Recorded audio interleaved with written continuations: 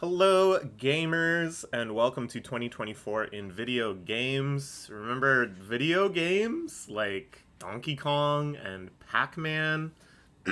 Yeah, crazy enough, those are still going strong in 2024, and I actually played a whole bunch of them this year. And I'm going to tell you about them. We're going to talk about each of them and assign them a numerical grade. I did this last year. It was a lot of fun to just kind of recap my gaming activities. So let's plunge in with the lowest point of all, Suika Game. Yes, after a very brutal addiction and what I would call the first great Suika wave, where this became a popular streamer game, I believe popularized via Amsa, the Melee Yoshi player, finding out about it, him streaming it, Ludwig, a former Melee personality who is now just a general Twitch superstar, streaming it, and then that kickstarting a wave of both Japanese players, North American players, people all over the world playing this game slash torture exercise. Me as well. I got all caught up on it and suffered. And then when I was making the 2023 version of these slides, I had escaped the addiction. But in talking about it and in talking about how my ultimate goals in it, i.e. reclaiming the high score on my own Switch, which was brutally taken by a friend of mine who was playing while she was visiting, and getting the elusive and legendary double Suika, I was like, I can't leave this half done. Writing these slides has really reminded me of this painful failure. And I relapsed. It was perhaps even more brutal because I already knew how addictive it was, and yet I was still doing it. And in early 2024, I experienced yet another wave of addiction. So it was a situation where I had just gotten laid off from work. I was out of work for a bit and job hunting. And I thought, okay, well, no job, no excuse. I should start going to the gym.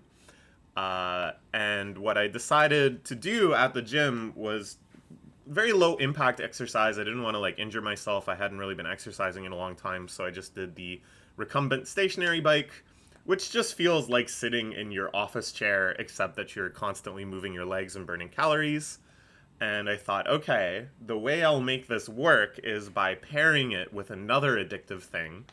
I will play Suika Game on the recumbent bike and only allow myself to play Suika Game while I'm working out on the recumbent bike. And this worked insofar as I was able to stick with it, and I went every day for over a month.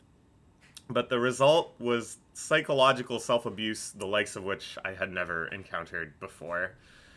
Accumulating indefinitely the worst freakout I had in my entire unemployment. Just a time where I had failed another close attempt. I was already stressed because I think I had been rejected from a job that morning after already making it through a couple interviews, which is always extremely painful. And suddenly it felt like the walls were closing in on me. Suddenly it felt like, oh, maybe I'll never get a job. Everything was going bad. And I'll never even get double Suika. And I'll never even beat Jenny's score. And that was, I think, psychologically the low point during my entire, thankfully fairly brief period of unemployment. I was only unemployed from February to July. And that was the only time during it that I truly freaked out and felt hopeless and was actually very, very scared of what might happen in the future. So my goal began as beat my friend's score, as I said. And it still is beat my friend's score. During this entire process, which I had to give up after that big freak out, I never actually did reclaim my high score on my Switch, which is quite embarrassing. And we had a group chat called the 3000 Club, where you had to get at least 3,000 points to be admitted. And that grew by a couple members this year, and I also knew a few other people that managed to get 3,000. That's sort of the threshold for a really good score, I would say. That means you've sank some serious hours into strategizing and then grinding out sometimes very brutal RNG. But of all the people I knew that were grinding away at this game, nobody was able to hit double Suika. It feels so plausible. So goddamn plausible. you just look at it and you're like, no, it can happen. I can do it. I can do it. Like, writing these slides, I was really having to wrangle myself away from it. Because the more I think about it, the more plausible it seems, the more simple it seems. You know? It's not like there's anything I don't know how to do. It's not like there's any gap in skill between me and a double Suika game. It just has to happen. It's like, I could do it right now. There's nothing stopping me. I could do it right now. The only thing that's stopping me is my own self-respect. I shamefully must admit, this goddamn game signals my current psychological nadir. Like,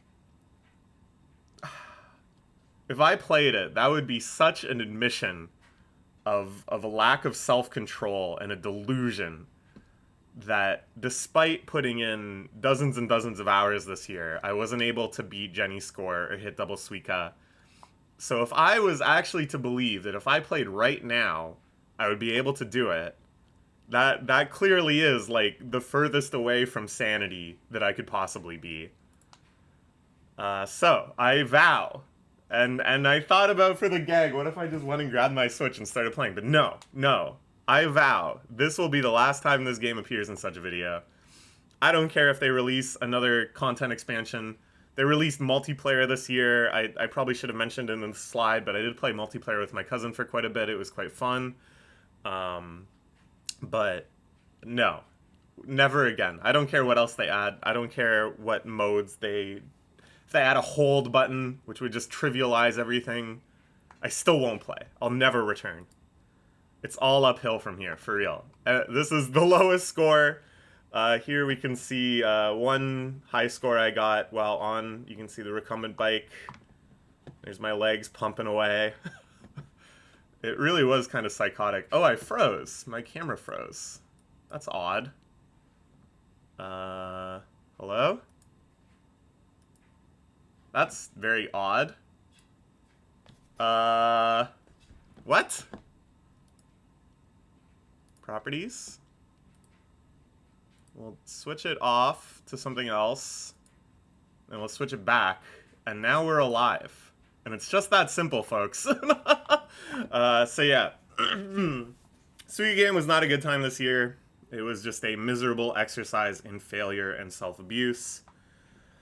And we will award it a 3. You would think that it probably should be even lower, but it is quite a clever game. Look at how freaking close this one was.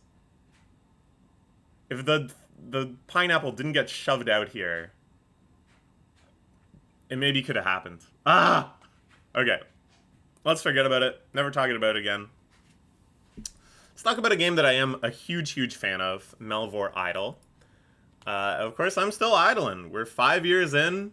I'm gonna keep idling until I'm idle in the earth. I don't see why I would ever, quote-unquote, quit this game. If you can even quit an idle game, my account will just be trucking on in the background.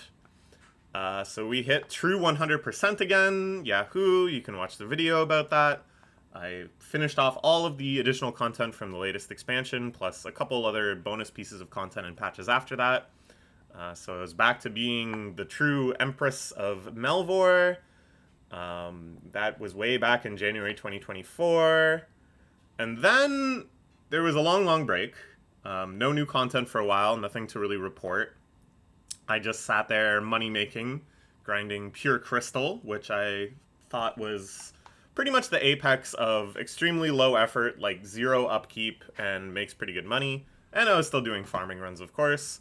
But no content for videos and no new content for me to explore. And then in June, huge, boom, the biggest expansion yet, Into the Abyss. It's basically just a whole new game. They put in like an entire game's worth of content in parallel. In every skill had new mats, a new skill tree, new skills, basically twice as many combat areas, twice as many monsters, 2 brand new skills, 200% increase in combat areas, and they made all the numbers really, really big, which is quite exciting. I think that's such a simple and yet effective way to make the new expansion very hype is to be like, well, when you're working with the stuff from Into the Abyss, everything is like times 10 or times 100 even.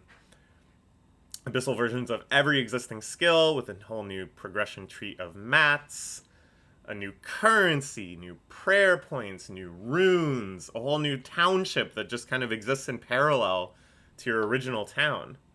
And a whole bunch of new mechanics, these skill trees that you unlock for each skill that just kind of gives you passive bonuses. Combat got a lot more complex. There's now like multiple kind of RPSs in parallel, not just the combat triangle. These debuffs that you can apply at the beginning of combat, but can also be hit upon you by abyssal monsters. Very, very complex stuff relative to the game before. It's all pretty sweet. And I think they've been very vigilant about when they release these new expansions that all of the expansions are standalone and independent. So you can enjoy Into the Abyss to its fullest extent without having bought Throne of the Herald or Atlas of Discovery, which I think is admirable, and I understand their intention in doing that. But it leads to kind of some awkwardness or whatever, but at the same time I'm like, okay, I get how you're doing this. And then also, like, I was so advanced, you know? I was so post-endgame. I had just, like, infinite stacks of money and resources and had maxed out every single skill and proficiency. And so the only way to kind of add stuff and not be like, you need to be that far for you to even tackle this new stuff, or here's a bunch of new stuff, but it's sort of irrelevant for me, I can just sort of speed through all of it, I'm already prepared. This gigantic parallelization with new levels that start at 0 and stuff, it was kind of the only way to do it. Everyone is reset, yeah. Like, I was put on the same level as everyone else going into this expansion, so it's guaranteed lots and lots of stuff to do for everyone. Sure. But the big but is that it feels a little bit muddy to me, because I feel like they're able to do this sort of stuff in the other 2 expansions to some extent. And there was maybe, again, some stuff where it's like, yeah, I was already kind of ahead because I was maxed already, and so this new content, some of it was very trivial. But here, in order to like completely route out that possibility, it feels a little inelegant, which is very, very rare for this game. I feel like everything this game has implemented has been quite elegant, at least after kind of like patching and stuff. Sometimes the first draft of something has some kind of arbitrary or confusing elements, but they're very, very good about making it intuitive, making it smooth. And all the Abyss stuff, it just kind of felt a little tacked on in too transparent of a way, and it just felt like too little of what I had done before was being engaged. And the adherence to keeping the expansions wholly mutually exclusive, which I mentioned before, as being quite a considerate pro-consumer thing, not just being like, okay, you need to get all of these things to do the new thing that everybody's doing right now. Sure, that's great, but it feels like such a lost opportunity. Like, in Atlas of Discovery, they introduced a world map, which was awesome, and I loved exploration as a mechanic. But then they could have added another world map that's the Abyssal world map, and you start exploring that from ground zero. And that would have been awesome, and have abyssal archaeology. You know, I think those are 2 skills that are very, very exciting when they're implemented into like a brand new world, this abyssal world. It would really have fleshed out, I think, what the Abyss felt like.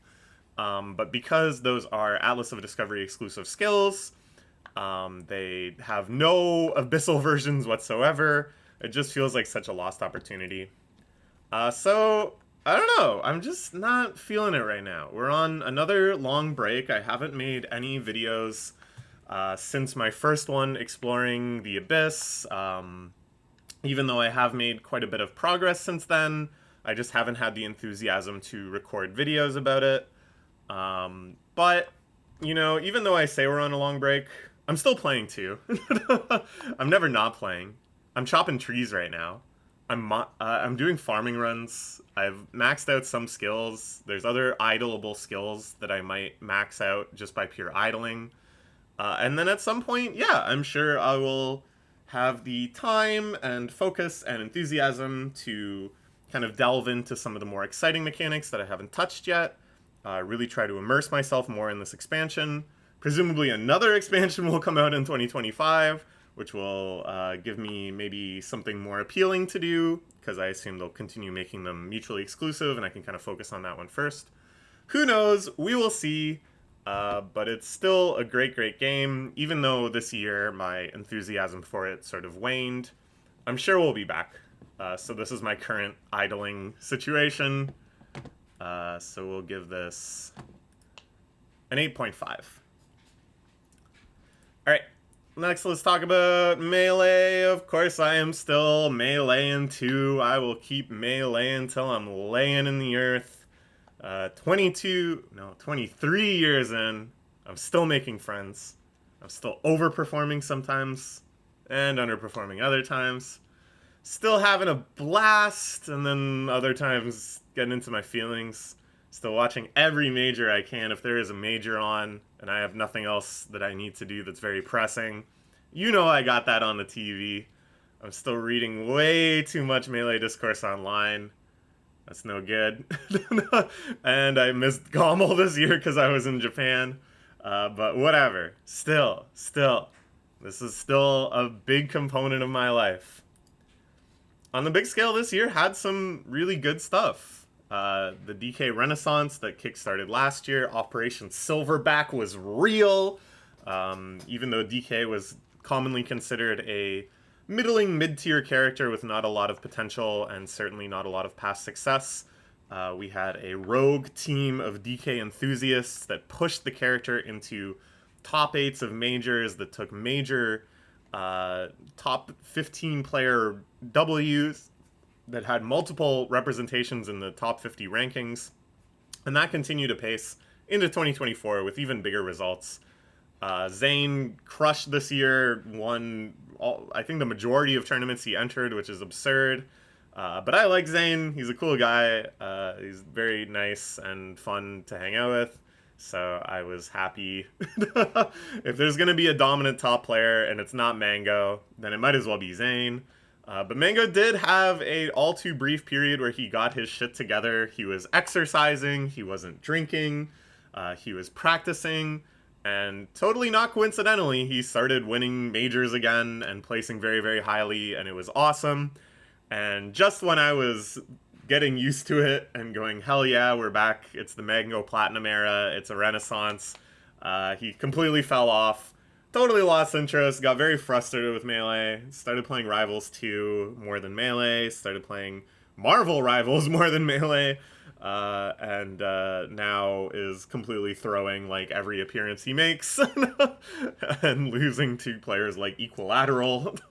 So that's very disappointing, yeah, but probably the actual true highlight of the year is when our hometown boy Moki, a Toronto player that I have known, not like closely, but we've been acquaintances and seen each other at tournaments and chatted for like 15 even?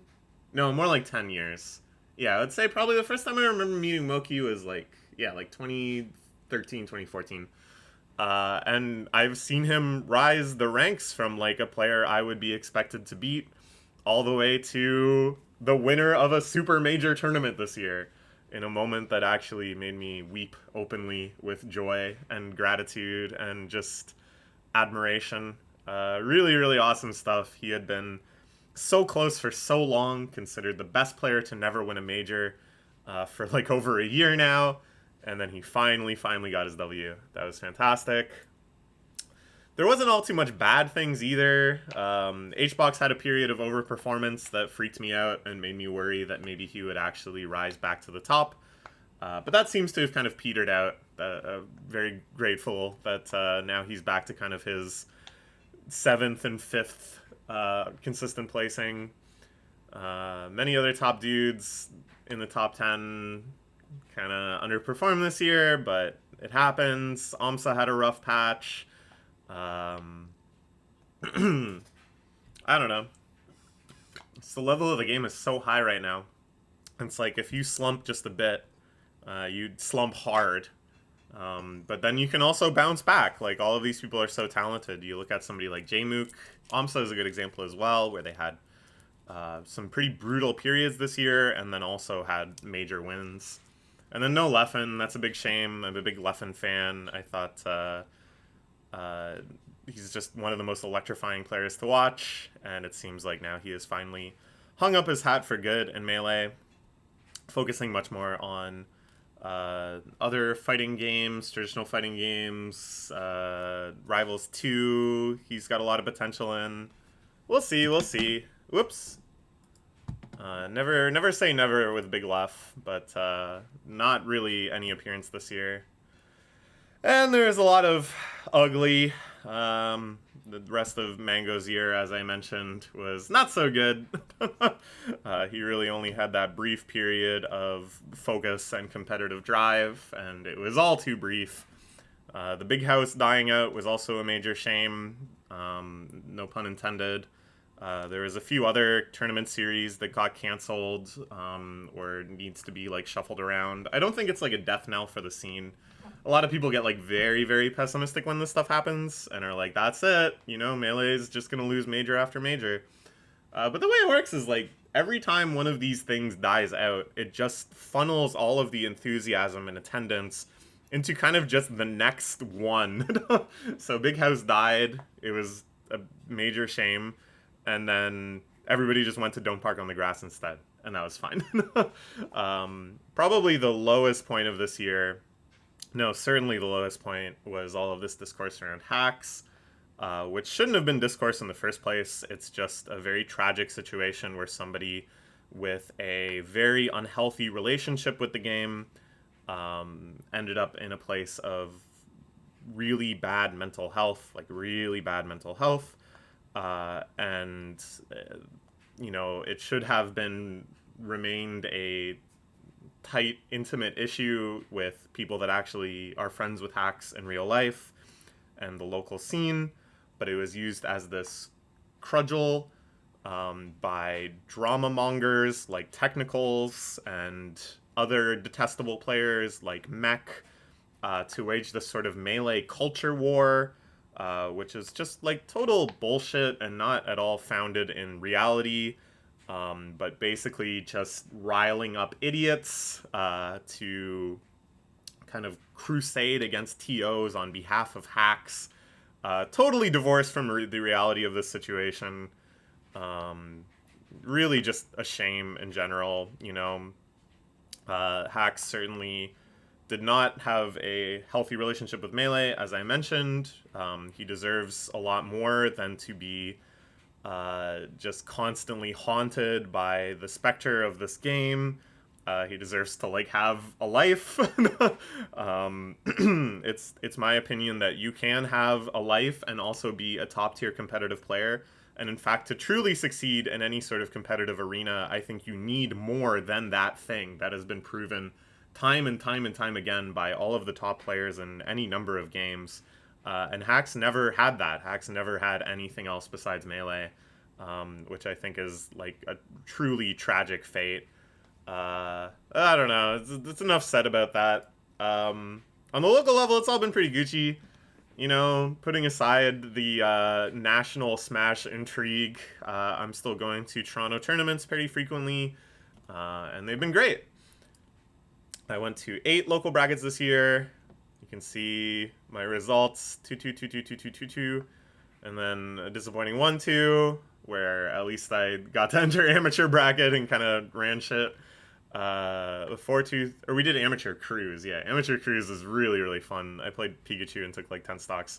And then I had a period of overperformance too. You know, I'm always seeded to go 2-2, and then sometimes, you know, I busted out 4-2, 3-2, 3-2, and then another middling 1-2 at the end of the year.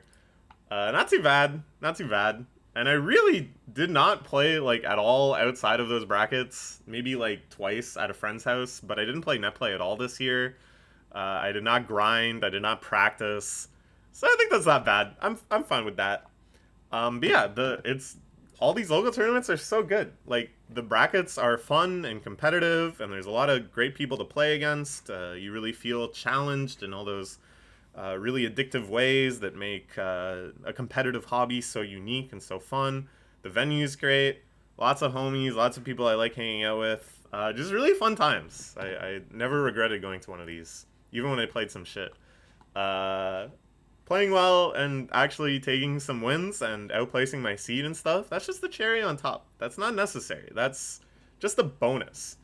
And then if I flop, that's like kind of a turd on top. But that's okay too, because the rest of the Sunday is still tasty. You just eat around your feelings of frustration and disappointment when you play like crap. And then yeah, so the tragic story of me and platform fighters in 2024 is that I'm now old, and if I play for more than maybe an hour, I start definitely getting some carpal tunnel syndrome symptoms. Just flaring pain along my wrists. I can sort of counteract this by doing like stretching regimens, which I have been more and more vigilant about doing. But it's not really sufficient, and if I play as much as I'd like to at one of these events, i.e.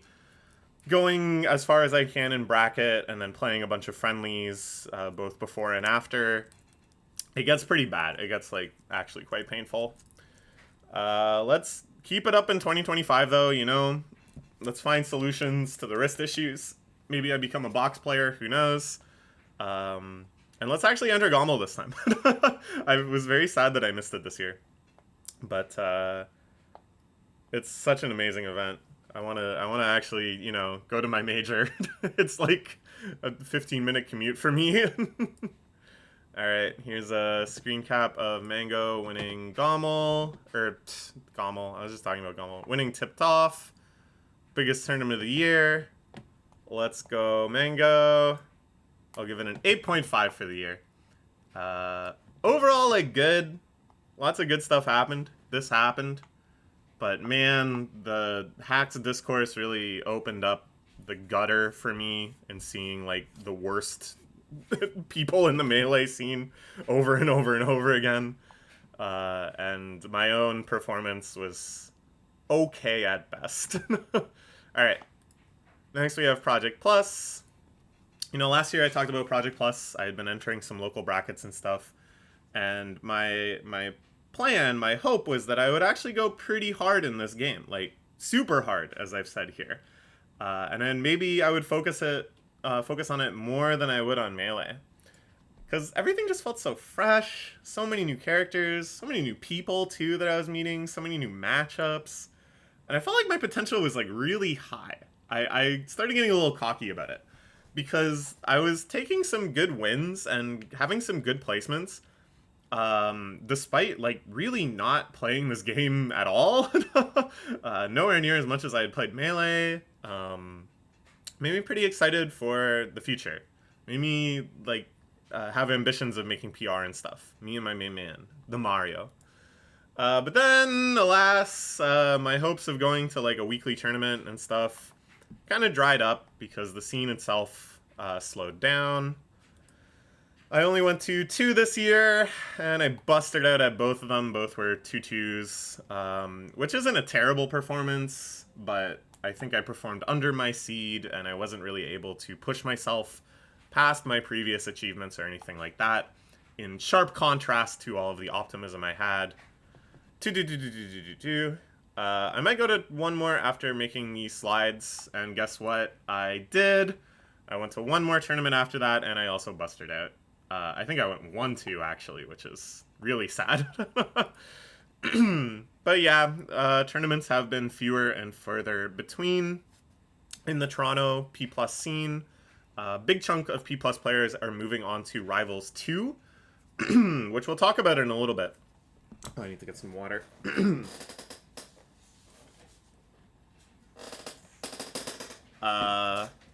So yeah, a lot of P+ players are finding big success in Rivals 2. I think Rivals 2 is more similar to P+ than any other platform fighter before. So it's not too surprising. And then there's also just like a lot of talent in the P+ scene that has kind of been undiscovered as they just play this kind of non-game, this illegal game. So yeah, big chunk of people focusing on that, and then another big chunk of people just too busy with IRL stuff to make the locals feasible, to make them fire off, which is a shame, but you know, it's just how it is. We only have so many venues with only so much space and time, so other games just sort of crowd it out. Oh well, oh well. It may be the end. It may resurge. We never know. The good and bad thing about these small video game scenes is that it doesn't take a whole lot to get them fired up again and get them moving full steam ahead.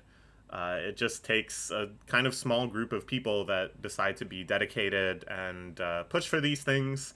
And it's already happening a bit. There's a new regular major tournament in Mississauga. I mean, relatively major, not a major. That looks like it's going to be every few months or so. So that's very exciting. I'm going to try to keep making it out to those. But it may never come back to, you know, actual weeklies or an actual resurgence in downtown Toronto. And if that's the case, oh well, it had a good run. But there is one thing that could make a huge difference, which is Brawlback, the rollback netcode for Project Plus. It's underway. It is making progress. It'll happen eventually. Because I really still feel a lot of confidence and excitement about this game. I still feel optimistic. Even though the tournaments I went to this year, I didn't do so good, I feel like the potential is there. I just kind of need things to click a little more, and I'd like to practice. I would like to play this game at all outside of tournament, which I could currently do with some effort, you know, like making an effort to reach out to other players in the scene and go visit them, or play with the non-rollback netcode, which is not even terrible, especially if I play other people in Toronto. That's really not that bad, but I'm just very lazy. And something like Slippy is easy enough that I think I would actually grind if it was available. That would be so sweet. I would love to play lots of other characters too, explore the whole cast. There's so many fun guys. And I think, yeah, there would be nothing better for my own improvement than having that opportunity. At the same time, but man, my wrists really freaking hurt playing Plat Fighters. And the prospect of going to a tournament, playing for 2 or 3 hours, and experiencing some wrist pain is one thing. The prospect of having it at my house, I can play as many hours as I like at any time I like, may actually permanently delete my wrist muscles, which is a little scary. Okay. So yeah, this is footage of one of those Mississauga tournaments I mentioned. Footage. It's a picture I took. But yeah, they're really great. Great venue, great people. Just my performance isn't great. Oh well. I will give it a 9. Still very, very happy with this game. Still having a ton of fun with it. I just hope for more opportunities to play. Let's talk about HDR, which is the P+ of Ultimate. It continues to be in sort of a niche genre of competitive plat fighters. It is a niche within that of modded plat fighters, P+, Smash 64 Remix, and HDR. It is probably the most niche of those three. And so it's simmering deep beneath the surface of actual mainstream popularity. But it continues to simmer. There's quite active communities around this game. There's active development, balance patches, new features, etc. It's there. It's simmering.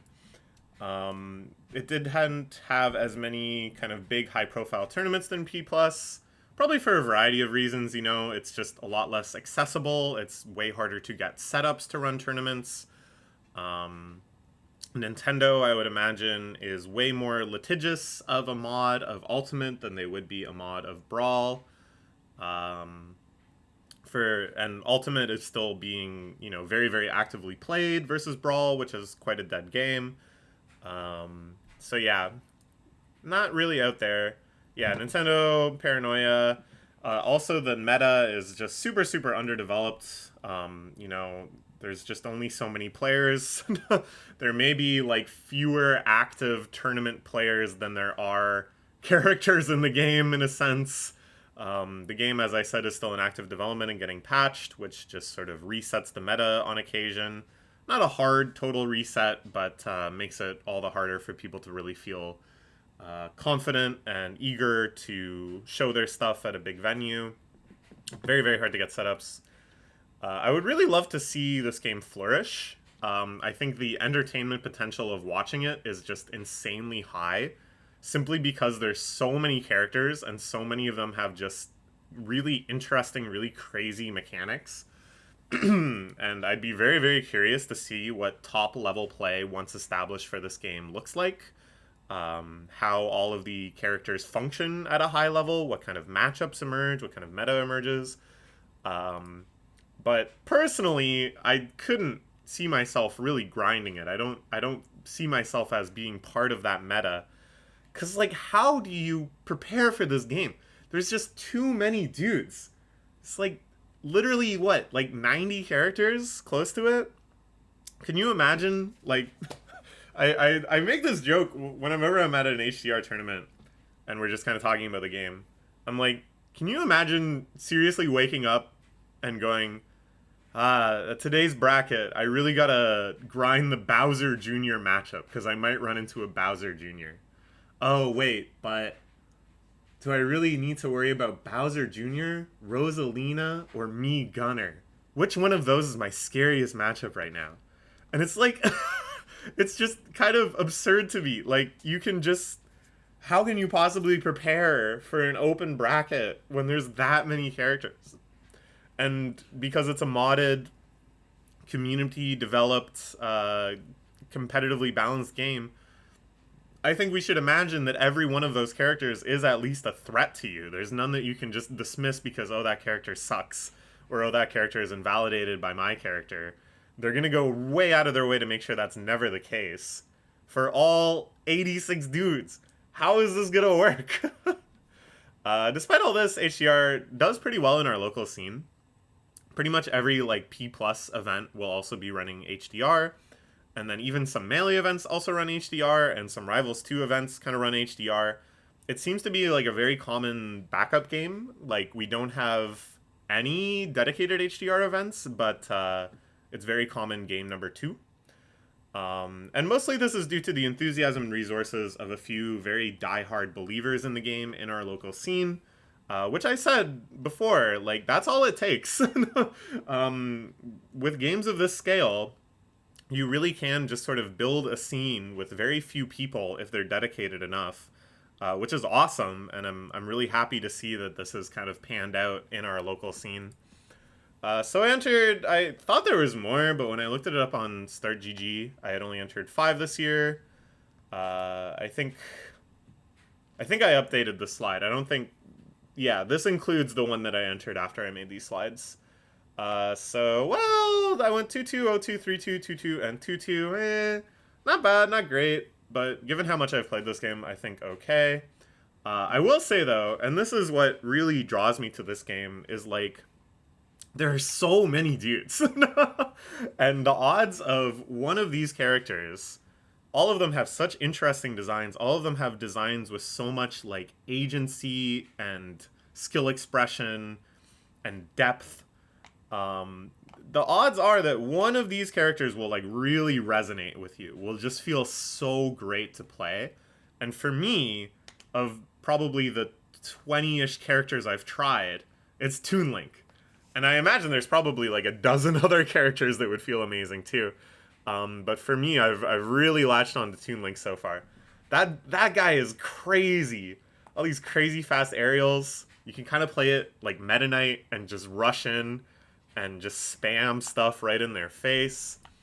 And then when you catch them above you, you can do like really crazy drag down juggles with up air. Up air is just such a weird, cool move with Toon Link. You can just shark them forever with it. Or you can try to convert into something more impactful like dare or fair. Back air juggling feels really good too. That move just has such like a beautiful knockback. to just kind of float them up so you can kind of continue to keep mixing up their DI and trying to trap them above you. Or, you know, you can start really scrapping on the ground. Both D Smash and F Smash are fairly fast kill moves. And you can moonwalk like crazy in this game. Like, he can get so much burst momentum out of nowhere with a moonwalk. And I just love, like, you've been fighting this really big attrition battle. You manage to get them in a couple combos that are high percent. And then just boom, moonwalk dare. Shut up. Slap them off. It feels so good. Or you can do kind of like Wall of Pain stuff. Like I said, Bear just has like an excellent knockback. And you can jump 3 times to carry them further and further off, and then up B to finish it. Oh, it feels so good. And his ground movement is crazy. His dash dance is so tight. He's just like turning around really fast. And out of that dash dance, you can just very quickly like whoop, moonwalk, start sliding backwards super fast. And then what I love in a game where so many of the characters I've like literally never fought against before, and I'm going up against them in bracket, I need something to like slow down the game and watch them and go like, oh, that's one of their attacks. Oh, they've got a projectile. Oh, that seems to be some sort of mechanic. Okay, let's like try to observe that and see what's going on. So I can just start throwing some boomerangs, chucking bombs, trying to see what stuff they can do. It's so fun. It's like really just so fun. And he jumps 3 times. He jumps 3 times. It's so cool. I love him so much. But man, he's pretty high APM, at least the way I want to play him. Like I said, I spend a lot of time just like dash dancing around really fast, trying to like throw in some moonwalks to fuck people up. And moonwalking I find very strenuous on my wrists. Same with all of this up close aerial spam. I try to do it very, very high APM. And yeah, it makes my wrists really burn. So yeah, look at all these freaking characters, man. This game is so insane. You're up against Flusher round 1? Yeah, he plays Hero. Ah, shit. My Hero matchup's really bad. I probably only put like 15 hours into the Hero matchup. Maybe I'll bust out my K-Rule counterpick. Oh, okay, yeah. He's probably only put like 12 hours into the K-Rule matchup. It's just like, huh? Like, what are you talking about? How can a game like this exist? How can it survive? Like, yeah, okay, you can say, well, Ultimate has this many characters too. But in Ultimate, most of them suck. And most of them are like very simple and have like 1 or 2 good options. So even if you've never before seen like Piranha Plant and Bracket, you know there's like kind of a finite number of things that Piranha Plant can do to you. And I think you can kind of handle it pretty well, even if that's like your first bracket encounter. But in HDR, guess what? Piranha Plant has 3 forms that it can switch between, each one of whom has slightly different mechanics and knockback angles and stuff on their normals. And then I think the specials like radically change between the forms, and the specials have all been made like quite viable. And now it's this like crazy trap setting character that suddenly switches to the spiky form and hits you with like this crazy haymaker, and then switches to the poison form to like attrition you out until you're at kill percentage. And so what is going on? This game is insane. We'll give it an 8. I really wish I could play it more. I really wish I could explore it more. I wish I could engage with it more. Because like P+, I feel quite engaged with because I can watch like big tournaments and I can watch videos about the P+ scene. But as far as I know, a lot of this stuff just doesn't exist for HDR, so I feel like a little more disconnected, a little less engaged with it, but it's still pretty cool. Okay, let's talk about our final plat fighter that we will discuss in this video, Rivals of Aether 2. After 23 years, do we finally have it? A successor to Melee? Probably not. Let's be realistic here. Nothing is going to replace Melee. Nothing is going to usurp Melee's position in the community. But this is about as close as we have ever come. So I played some of the betas a bit, but I haven't had a chance to play the actual full retail version, and I really don't have the time to grind away and actually really get good at it. So the appeal of this to me is the same appeal that P plus or HDR has, where it's mechanically similar enough to Melee that I can just play it automatically and be decent at it right away. And it feels not as much as playing a new game as it is learning some new characters in Melee, which is really, really fun, and that's what I want. Obviously the mechanics are different. Rivals is even more different from Melee than P plus or HDR, which in turn have their own mechanical differences. But it's close enough that, I can do okay even without sinking a lot of time into mastering those new mechanics. Yeah, I can be fairly good at it automatically without needing to learn much or practice. And so the aspects that aren't just Melee with new guys, just to me, just in my kind of laziness, are almost all negatives. Like, I don't really want to learn all of the Rivals mechanics. I don't want to build up the muscle memory for hit falling. Even though hit falling seems cool, and it seems like a neat mechanic that adds some dynamicism to the game, I don't want to bother spending time learning that because it's not in Melee. And at the end of the day, I still just want to play a lot of Melee. So what I find most kind of frustrating and unappealing about Rivals is that every character is quite mechanically complex. HDR also has this to some extent, that it has way more characters that have installs or some sort of ammo feature, or they can deploy some sort of stage hazard. They have some zone which is buffed for them under certain circumstances.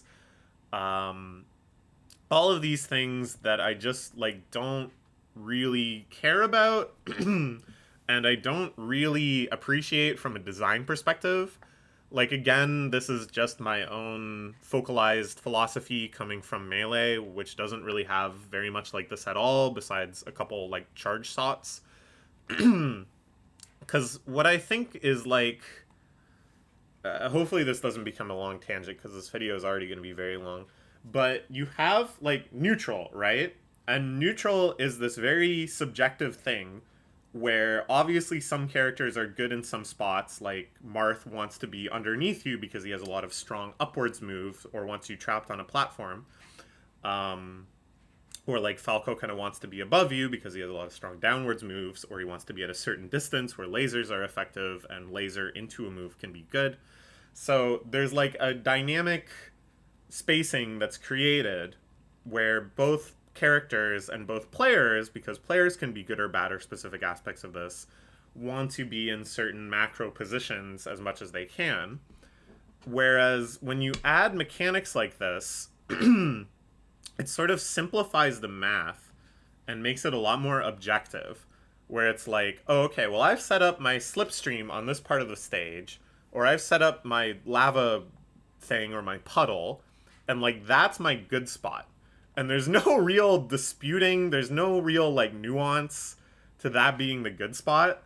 And it's not sort of this very complex almost bartering thing where it's okay, well, in order to initiate an action, I'm going to jump at you, and I know that position is advantageous for you, but because I am controlling when I jump at you and my timing of it and all sorts of other things, I am trying to leverage my initiative against your positional advantage.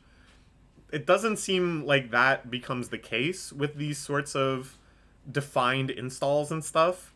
Likewise, things like timed installs where, oh, you go super mode for this amount of time, or you have a charge built up that just makes all of your moves stronger. It just really skews the math where it's no longer oh, Samus has a charge shot. That's obviously a very strong option, but it is simply a option. And I can kind of negotiate around that, and I can take advantage of that centralizing aspect and try to bait it out, or attack along lines where the charge shot doesn't add an advantage, and they just have to kind of counteract that. But if it's just oh, you have lava boost, and all of your moves are lava boosted, then the obvious strategy is just bait out all of the lava boosts until they're clear, and then kind of go back to true neutral. And I don't know. I can try to explain this in more depth, but I feel like it's out of the scope of this video. I would like to make a video at some point that's just sort of about my Plat Fighters philosophy, because I've played quite a lot of them at this point, and I've been playing them for a long-ass time at a semi-competitive level. So I'd like to kind of share all of my perspective on that. But yeah, all of these mechanics, all of these specialized character mechanics, not only do I find them just like not that interesting to track and engage with, but I feel like they just sort of reduce the solution space of neutral. Yeah. It makes very explicit the pseudo mechanics of positioning. Like I said, obviously in any game, there are positions where some characters are stronger or weaker, but when you have these sorts of installs, stage hazard deployment, whatever, it makes very, very explicit and unambiguous where those advantage states lie. But yeah, I would like this game to succeed as a spectator game, even if I don't grind it myself. I would really like it if there was another popular game that I could watch at tournaments. Right now, obviously, I want to watch Melee, and then if they have it, I like to watch P Plus or 64 or some other more niche games. But those are obviously very niche, and they don't crop up all too often. I don't want to watch Ultimate. No appeal. But I would love to watch this game, and I have been watching this game quite a lot through the year. But right now, I find it very frustrating to watch because recoveries are way too good. And this is not a problem that I have with the game as a player. As a player, I don't think I was at the level where this made a huge difference.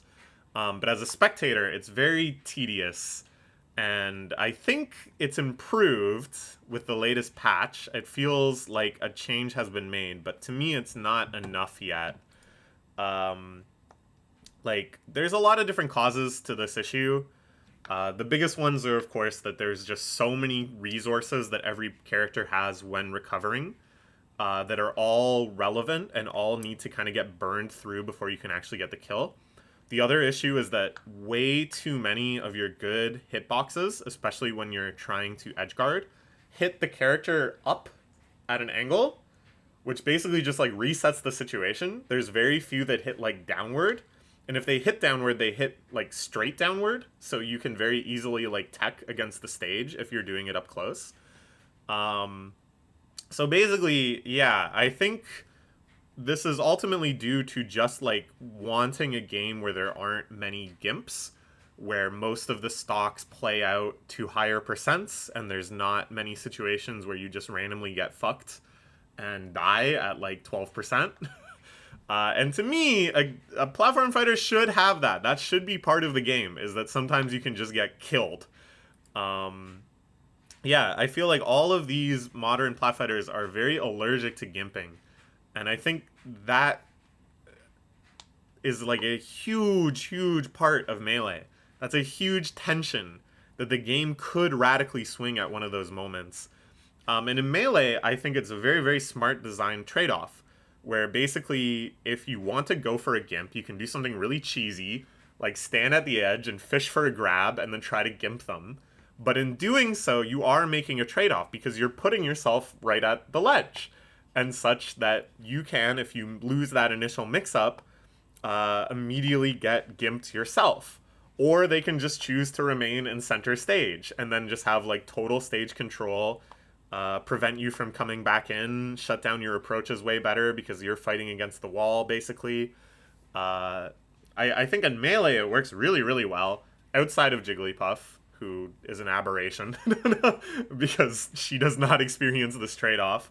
But I think, yeah, in Melee, it's like through your intent, through a feeling of like desperation, you can increase the pace of the game by forcing these higher risk mix-ups, or at least kind of offering your opponent the ability to play like that. And you can play like whole games that take place off stage and are over in like half a minute. And not so here. But yeah, it's all good. I am very happy with this game outside of those complaints I just made. It felt like I was complaining a lot, but like overall this game is like really sick. I love a lot of the character designs. Right now, there's nobody that really jumps out to me as like, oh, I think I'd really enjoy playing them. But a lot of like really clever things. Aesthetically, it's great. Mechanically, there's a lot of neat ideas. I just hope they keep nerfing recovery. I just find it so tedious that somebody gets hit off stage and then it's like this cutscene plays of like, okay, they side B, then the other person hits them. They wall tech, double jump, side B again. The other person hits them. Then they up B. The other person hits them. They wall tech, air dodge, grab the ledge. I think they nerfed that. And then it's just like, oh, that took like 30 seconds and like nothing happened. It didn't even seem like anybody was at risk at any time of like screwing something up and dying. Even though I know they were, it's just, it's so formulaic even at this early stage of the game. In Melee, if somebody does something like that, gets multiple wall techs, makes best use of their resources, it's like still a rare occurrence. It's like it usually the defending player has to screw something up so that they're not just checkmated, like the edge guarding player, and the recovering player has to come up with like 4 or 5 really insightful, really well executed decisions. But yeah, it's like unearned in Rivals. In Rivals, it's like the default. Look at this. Now this is a character select. Just compare that with HDR. We got 10 dudes. They're going to add 4 characters a year for the next few years. I hope they settle somewhere around 20 characters. I would be very, very happy if this game just had a solid cast of 20 and no more. Alright, we'll give it an 8.5. Very excited to see where this one will go.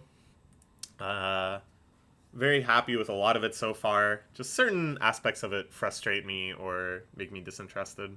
Okay. Paper Mario. I'd been playing this at the end of last year. I wrote about it then. I was having an absolute blast. I wrote about it very enthusiastically. After that, I did all of Lava Lava Island, which is a great chapter. You go to the home of the Yoshis and make a fish friend and battle a flaming piranha plant in a volcano. It's got Colorado, one of my favorite characters, the kind of Koopa explorer who's semi-fraudulent. I put it down for a bit, picked it back up. I was also excited for the Flower Garden chapter. I can't remember what it's called. But I love that one too. It's just so intricate. I like Spike. I like the boss. But no, just kidding. When I picked it back up, for some reason I was at the start of Shy Guy's Toy Box. So did I dream all of that? Was it some sort of save corruption thing? Did I seriously just never save and I just would turn off my Switch? And this was just the time that I let the battery go dry or whatever?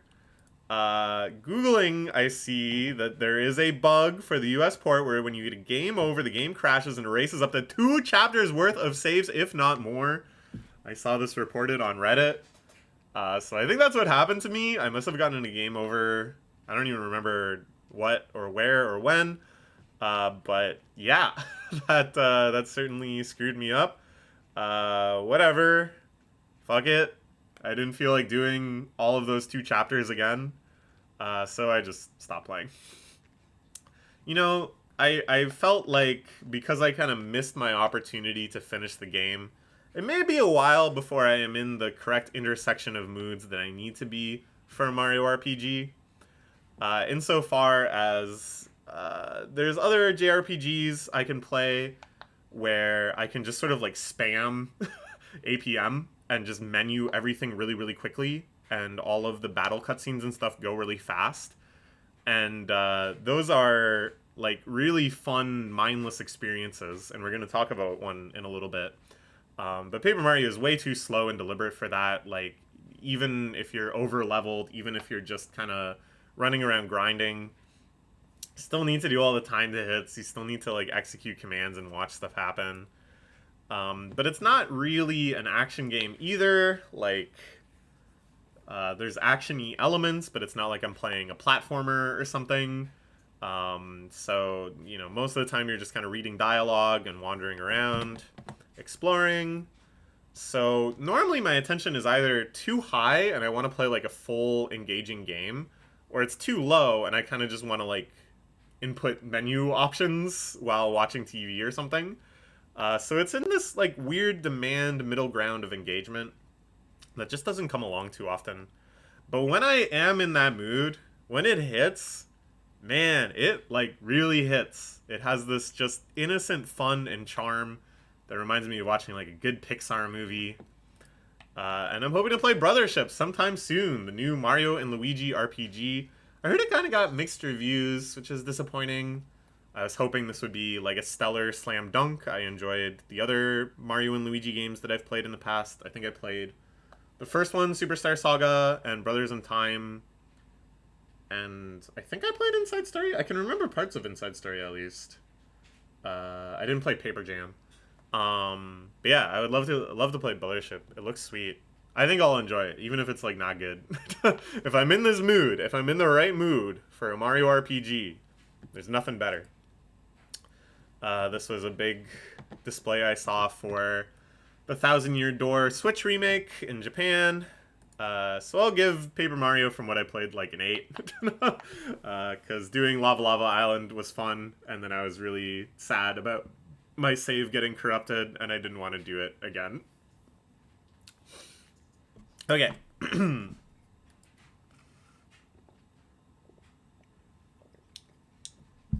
Balatro.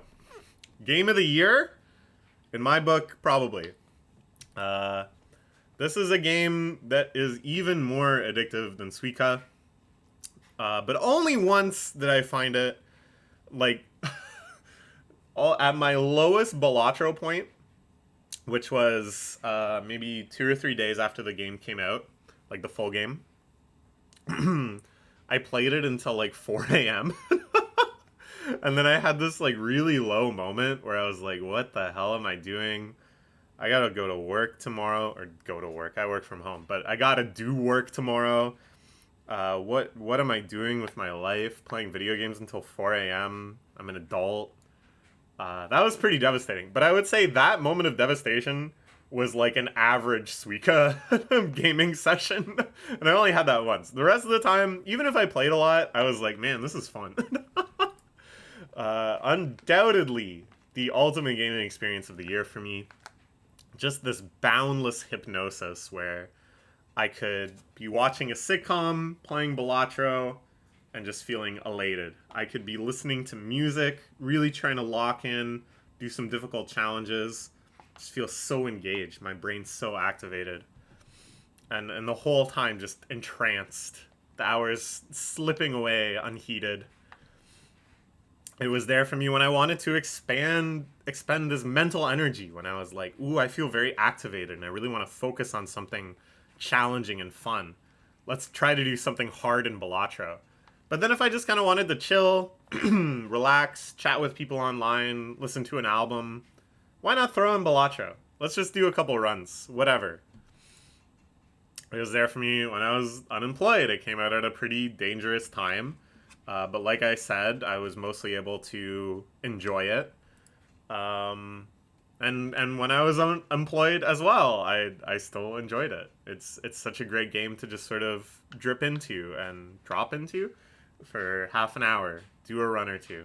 So why is this game so good for me? Like, why did it click on that level?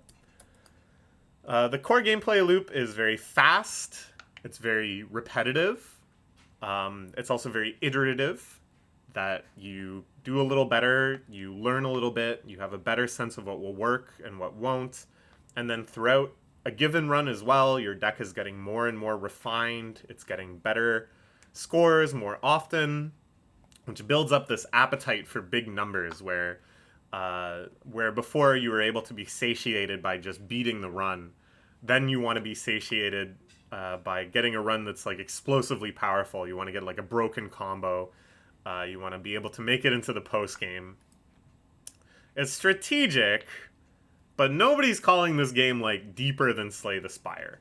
You know, nobody is playing this game like Jorbs or Life Coach in Slay the Spire and meticulously poring over every decision to engineer like an extremely high win rate. And And conversely, whereas Slay the Spire, because it kind of has that skill ceiling, it makes me feel like very dumb when I screw up, because I know the potential was there to make better choices because the agency is so high, and the potential for every run is so high. You know, they only found one unwinnable seed. Whereas in Balatro, if I screw up, it's like, okay, well, on to the next one. It really does not feel bad to lose a run in Balatro. Even ones where it's like you make it to ante 8 and you just like actually just misplay, or you make a totally bogus strategic move and sell the wrong joker, or you just get confronted with a boss that like hard counters you. At least for me, it was always just like, oh well, I can get back there in like 10 minutes. I can get back there better next time. On to the next one. You can try anything, you know? Maybe it's viable. There's a lot of stuff that's like not that viable, but it could be good. If the stars align, it could be good. There's a lot of stuff that's kind of all reliable. Yeah, let's make a pairs build. All right. Let's make a high card build. Yeah, we can do that. But I think you're encouraged much more to experiment in this game and just kind of take things that you go, ooh, okay, maybe that's interesting, than like mindlessly just sort of try to force the same strategy every time. It's just a real strong feeling of why not? Why not? The spirit of why not. Shoutouts to University of Waterloo. Just give it a shot. Maybe it's good.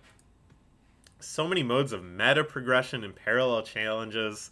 I was always doing something, you know? If I felt bored of grinding out the higher stakes, I could do a challenge run. If I felt like doing something easier, I could just try to seek out some jokers I hadn't unlocked yet and meet their requirements. If I felt like doing something even easier than that, I could just do some very mindless runs where I make a broken deck and I just try to survive long enough to find some legendary jokers. Like, there's always something to do, and it felt like every run made some sort of impact, that I was always moving towards some sort of meta progression unlock. Even when I was like, yeah, watching a YouTube video, indulging in certain substances that are legal here in Canada, and just playing Balatro for the vibes, really just tanking runs. It felt fine. It still felt like I was making some sort of progress. It was great. Just vibes. Just you and Balatro just kind of co-executing the scenario, where it's not even so much that you feel like adversarial against the game. It doesn't feel like the game is challenging you or threatening you. You're just both kind of there for the ride. It was a truly transcendent experience. It really is too good, if anything, which caused two problems. Yeah, well, I spent too long playing, which, as I said, one time made me really, really upset when I played until like 4 a.m. And then other times, even though I said it didn't feel like a big deal, sometimes I'd be like, ah, man, I could have done so many other things while I was playing Balatro. I could have like watched a movie instead of playing Balatro. So yeah, it took up a lot of time this year. It does make me kind of frustrated to think of how much I could have put that time into other stuff, but, you know, oh well. And then it was so good and so successful, such like a huge giga hit, critically, commercially, casually, competitively. It made me kind of freak out a little bit. And these two things go hand in hand. Because this was a game that felt like it was so aligned with my tastes and so aligned with my sensibilities, and especially my sensibilities that when I'm like kind of idly thinking about games I'd like to make in my head, games that I just kind of wish existed, not that I have a great impulse to actually make them, because making games is really hard, but rather games that I just wish somebody would make so I could play. Balatro is so aligned with my visions that I started being like, God damn it, I could have made this game. Like, not really, but like, this is the sort of game I would make were I to make a game. This is the sort of game that I wish would be put out into the world on so many different levels. Just like the gameplay loop of it, the structure of it, the feelings it inspires, the attitude it has towards the players. Like, all of those things were exactly aligned with my philosophy. It's just like, couldn't I make something like this?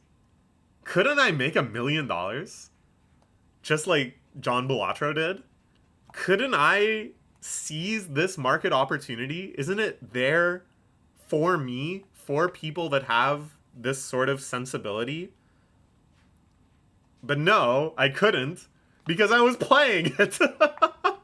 And that was often a very kind of existentially frustrating thing to confront myself with. So yeah, sweet, awesome game. These were my stats. I wouldn't even say I'm like very good at this game. I almost unlocked everything. I think these 4 are just all legendary jokers that I never saw. I almost did all the challenges. The final 3 challenges are just so like annoying and masochistic that I didn't bother. I was making decent progress on stakes. Like I beat all of the stakes for the blue deck, I think, the one that gives you an extra hand. And then I didn't really bother making too much progress on other stakes, but I unlocked all the decks and stuff.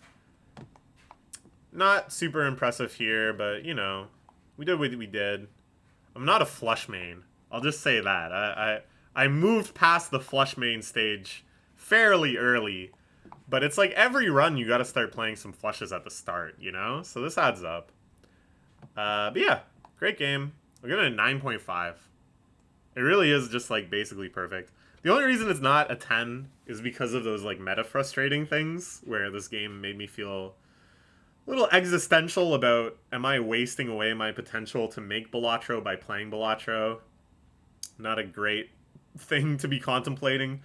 And also, like, I said I appreciated that it didn't have the rigor and depth of Slay the Spire, which is true. But at the same time, it's like, I aspire to be a player of Spire. Like, I would rather have spent my time on a game that was that hard and did have that high a skill ceiling and skill expression. This is sort of like a stopgap, I guess. Like, this is something that gives me an illusion of fulfillment while not actually completely scratching the itch that would give me some, like, pride, I guess, in what I was able to accomplish in it. As I would if I was good at Slay the Spire, I think. Anyways, let's talk about Kororinpa Marble Mania. So this year we got our Wii emulator set up so that we can play Wii games with the actual Wii remote and stuff on the computer, on the big screen TV, very, very easily. And thus my boyfriend just downloaded all sorts of fun Switch games that he could remember playing back in the... I keep mixing up saying Switch instead of Wii. But when the Switch came out, I kept calling it the Wii. I really am a boomer. So yeah, we played a whole bunch of Wii games.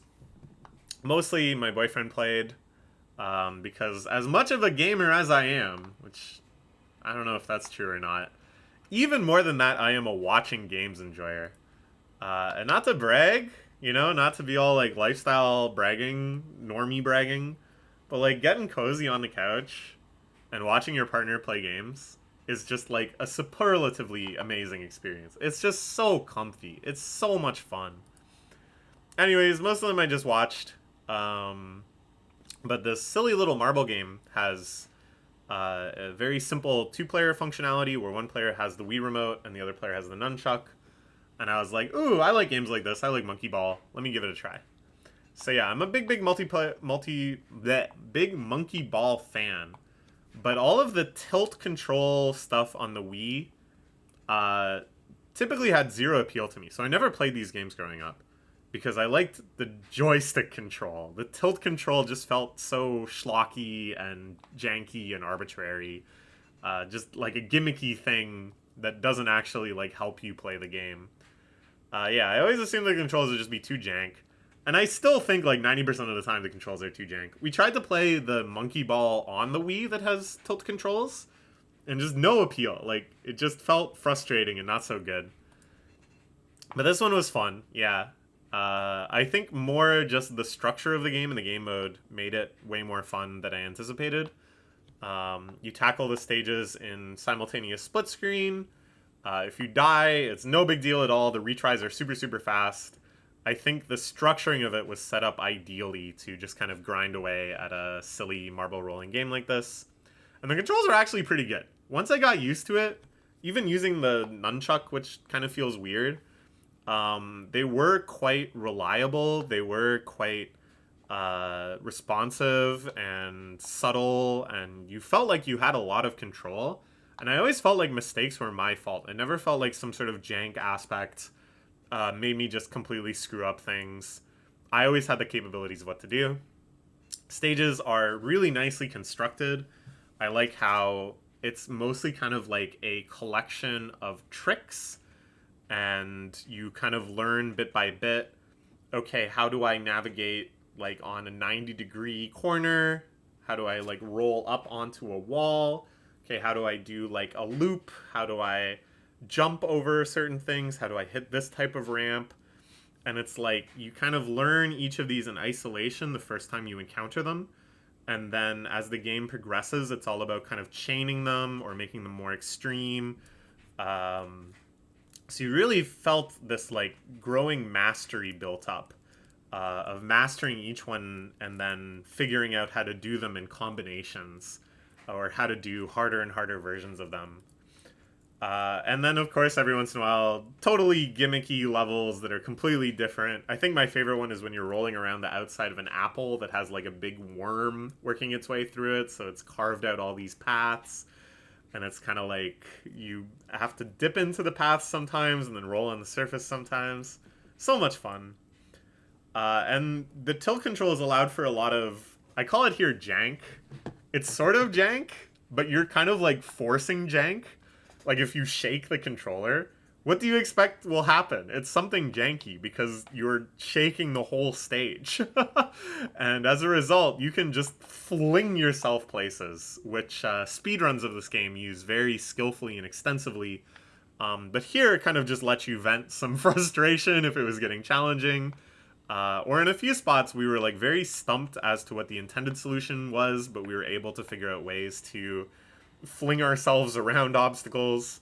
Really satisfying, really fun. Felt like there's a lot of discovery to be had in abusing these otherwise very tight and precise controls, like pushing them to unintended limits.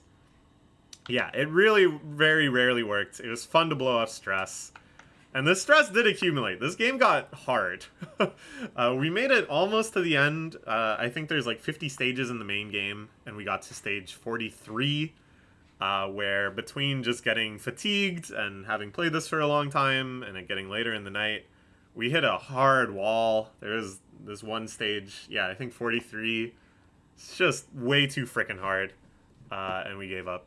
But it was fun. It was a really good evening of gaming. Oh yeah, this is footage of stage 43. It was like... not this part. I think there's a part later. This part seems doable. Was it really this part that made us so stuck? But yeah, it was bad. I'll give it a 7.5. Very fun gaming experience. Not quite the heights of Monkey Ball. I'm still Team Monkey Ball, but I really had a fun time with this. Okay, I played the Switch remake of Link's Awakening. After Echoes of Wisdom was announced, I really had a hankering to play a game like this, and my friend lent me her copy of the Link's Awakening Switch remake to kind of get me warmed up or whatever. So I had played Link's Awakening on the Game Boy Color when I was a kid. You know, a long, long time ago when the Game Boy Color was new. And I hadn't played it since, and I didn't really remember a lot of it. And my strongest impression playing through it on the Switch was, how the fuck did I play this as a kid? So I must have had, like, a Nintendo Power Guide, or, like, I think back then I was using GameFAQs as well. So I must have been looking up a lot of stuff. I don't really remember looking up stuff, because my impression of it is mostly playing in, like, hard drives and stuff where I wouldn't have had access. But, like, how did I figure out half the shit in this game? It's confusing. Or, also, probably pretty likely, I just did stuff at random. This is the classic childhood strategy that we forget as an adult with our logical brains and our solution-oriented thinking. But as a kid, there's a great joy in just literally doing shit at random and not really even understanding what causal relationship you're hoping for, but just doing everything the game allows until you make progress. Which, when playing this, it kind of became my adulthood strategy as well. It felt very nostalgic to play a game in such ignorance and such confusion, refusing to look things up, just sort of wandering around and seeing what I could make happen in a lot of situations. But yeah, some of the late dungeon puzzles, what is it called? Like Eagle's Tower, where you have the ball, or the ones where it's like Switch Hell, and you have to keep kind of at certain times activating and deactivating the raised and lowered platforms, or some of the side quests, which I call side quests, but often are actually necessary to progress, even though they give no indication whatsoever that this is what you're supposed to be doing. Require some really major leaps in logic where it's like, why would I think to go bring this item to this character? But that's what you have to do to make progress in the game. But in this difficulty, there's like a lot of charm. It's like charmingly hard. The famous anecdote is that when this game was being made, the original Link's Awakening, Twin Peaks was on TV and was becoming this kind of underground cultural phenomenon that more and more people were watching it and being exposed to David Lynch for the first time. Which, I don't know if that's true. I kind of looked into this quote that the Link's Awakening development team was inspired by Twin Peaks, and I didn't really see a totally reputable source. It seemed kind of disputed. But I get it, and I can understand why it's repeated so often. Where this game seems to have a similar feeling of like everything is kind of there and apparent, and there's all these things going on. All these like townsfolk have their own little arcs, and all of these kind of weird local legends you hear about, and this kind of strange logic that kind of dictates all these different things you have to do. But then there's just this weird hostility to everything as well. You know, the least of which is that all the enemies are trying to kill you all the time. These totally disparate things needed to be connected using bizarre resources and allies, like doing like a weird puzzle that feels totally optional because you can just kind of stumble into it at any time. There's nobody that tells you to go do it, but you can just kind of go do this weird puzzle, and that gives you a song that brings things to life, and then you're told to go... Well, you're not told to do anything, sorry. You're just told about this old chicken that's like a local legend, and there's like a statue for it. And then you can go find like the skeleton of this chicken, or this cuckoo, I should say, bring it to life using this song. These like two totally unrelated, seemingly totally optional things you can just kind of do whatever. And then you get the cuckoo, and that's actually necessary to get to one of the dungeons. So you can get totally stuck unless you just kind of stumble upon these two strange little puzzles and know to put them together, and then think, oh, okay, that's what I need to do to progress.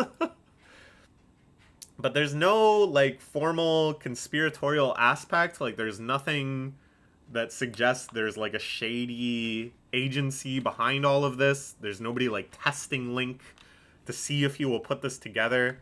Everything flows very appropriately through dream logic. And it's not, like, crazy, psychedelic, trippy, surreal dreams like Yume Nikki or something. It's more just that it's this bizarre collage of fairly down-to-earth characters and archetypes and settings. It's sort of like taking a lot of elements from previous Zelda games, a lot of Zelda staple characters and species and locales, and then just building this very strange collage of them where they appear in unexpected places, or animals start talking, or you need to make these weird leaps in logic to connect things. And to me, that's much more authentic to what dreams are really like. my dreams at least are not like totally psychedelic sensory experiences. They're just like fairly mundane things happening, but weird. People behaving strangely, people showing up where they shouldn't be, having to do things that don't make any sense, but all grounded in like the settings and people I know in real life. And charming, man. It's so charming, especially this remake. They're really cooking with it. One of my favorite art styles now. You know, everybody makes great hay of this tilt shift effect. I think it's phenomenal. But beyond that, just the sound effects, they're kind of like weird, weighty realism where it feels like there's actual little miniatures interacting, producing these sound effects naturally. The way things move around with such like kind of kinetic energy, just everything about it just really, really charmed me. I just wish that like 100%ing this game wasn't so tedious. I had ambitions to do it, but then I don't know, just too many little things you got to do that I didn't really feel an interest in doing. And the whole dungeon building challenge thing I thought was very neat in concept, but kind of tedious in execution, and I got bored of doing them kind of quickly. So yeah, I didn't end up 100%ing it. I just beat it and did a couple extra things and felt content. Like I got the bonus armor and stuff, did the color dungeon from the DX remake, which I guess is the one I played as a kid. I don't know if I did that dungeon as a kid though. But yeah, really good stuff. Really, really enjoyed this. Here I am catching the big fish. Look at how happy Link is. It's so adorable. Good stuff. Give it a 9. Alright, Astro Bot. Let me check my Discord messages. Hee hee ha ha. Oh. Okay. So this is one that I didn't actually play.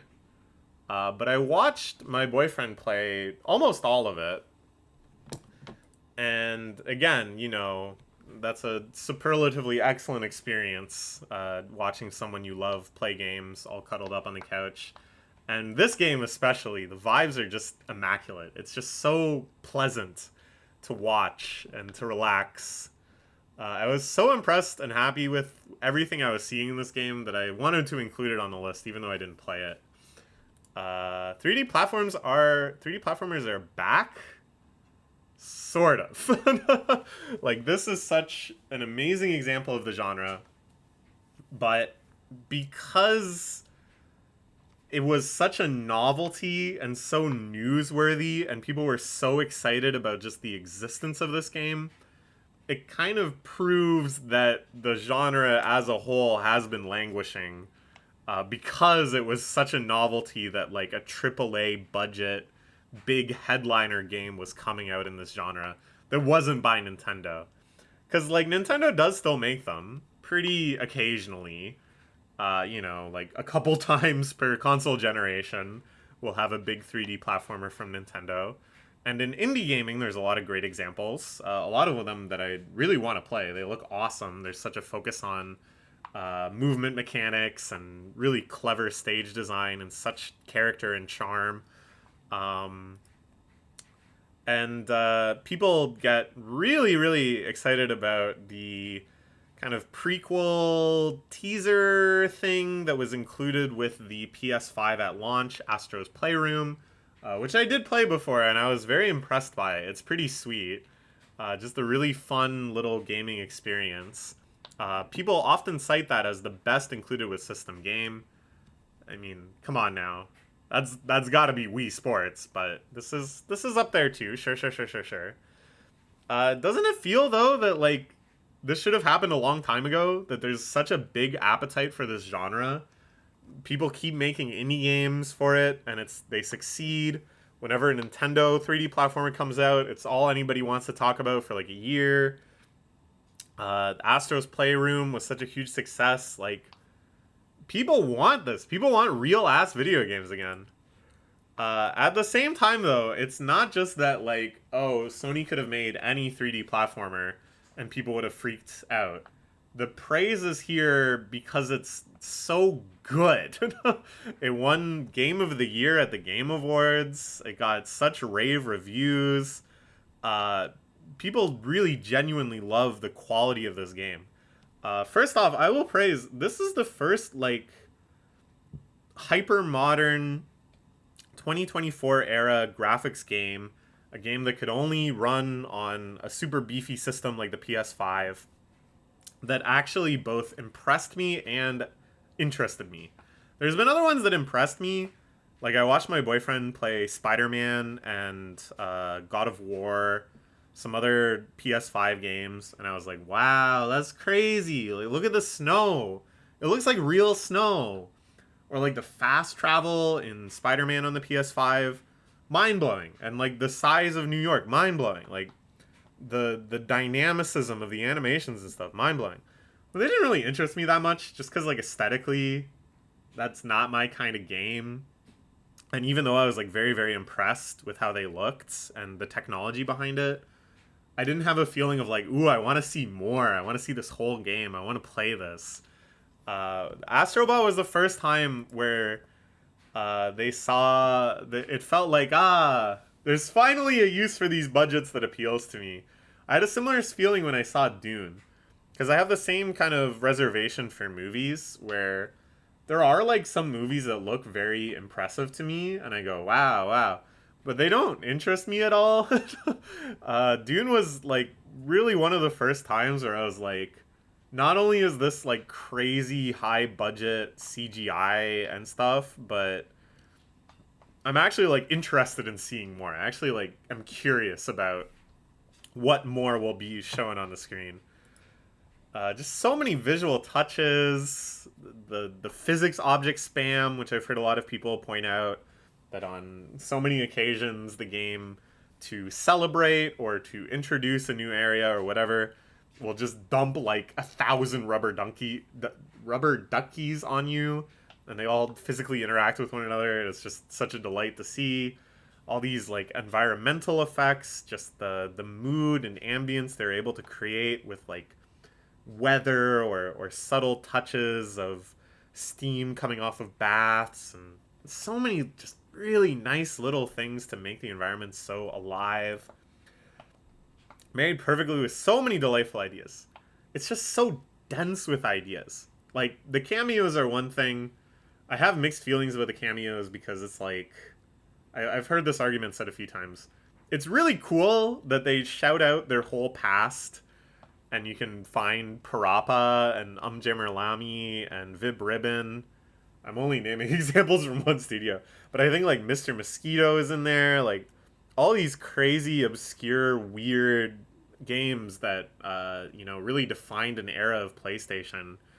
And then it's just kind of like, damn, like, none of this exists anymore. You're not making any games that are anything like this. It's kind of like a slap to the face. And it's just so kind of, like, self-aggrandizing, Like, it's very cute, but in the end of the day, it's all just, like, costumes that do, like, one animation. And it's more to be like, hey, remember all these great things we did, than really encapsulating those great things. Same with, like, all of the worship of the PlayStation products themselves, Like, everything is... The spaceship is the controller, the mothership is the PS5 console. Like, it's a little much. But at the same time, it's, like, fine, because the actual mechanical creativity, like, the amount of neat ideas in every level, the amount of variations they have on mechanics, the amount of different play styles you have with all of the little upgrades you get throughout a level, stuff like the bonus stages. And these, I think, actually really do properly pay tribute to these old games where you're suddenly playing Ape Escape, or you get to play Horizon within Astro Bot for a little bit. Those are phenomenal. Those are, like, so great. It's up there with, like, Mario Wonder and just the density of the ideas.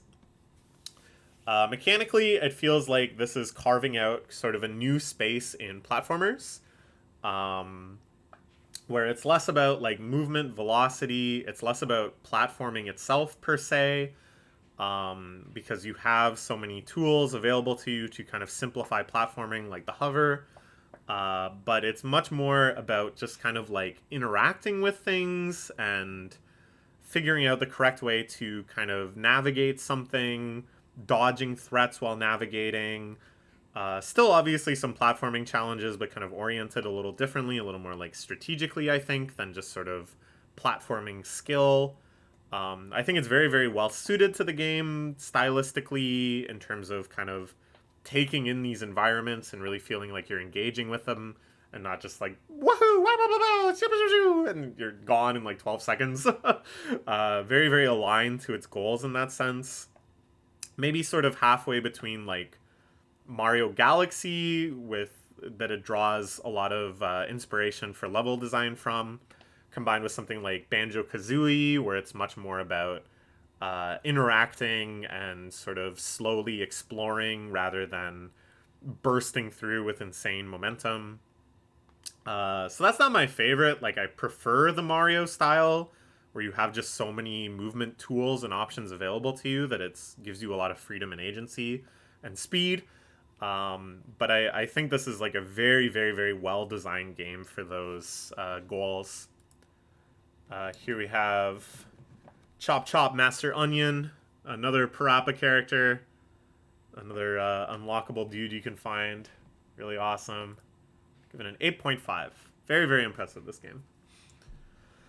Very curious to see if Sony will continue making 3D platformers, or if other studios will be inspired to try to make a 3D platformer.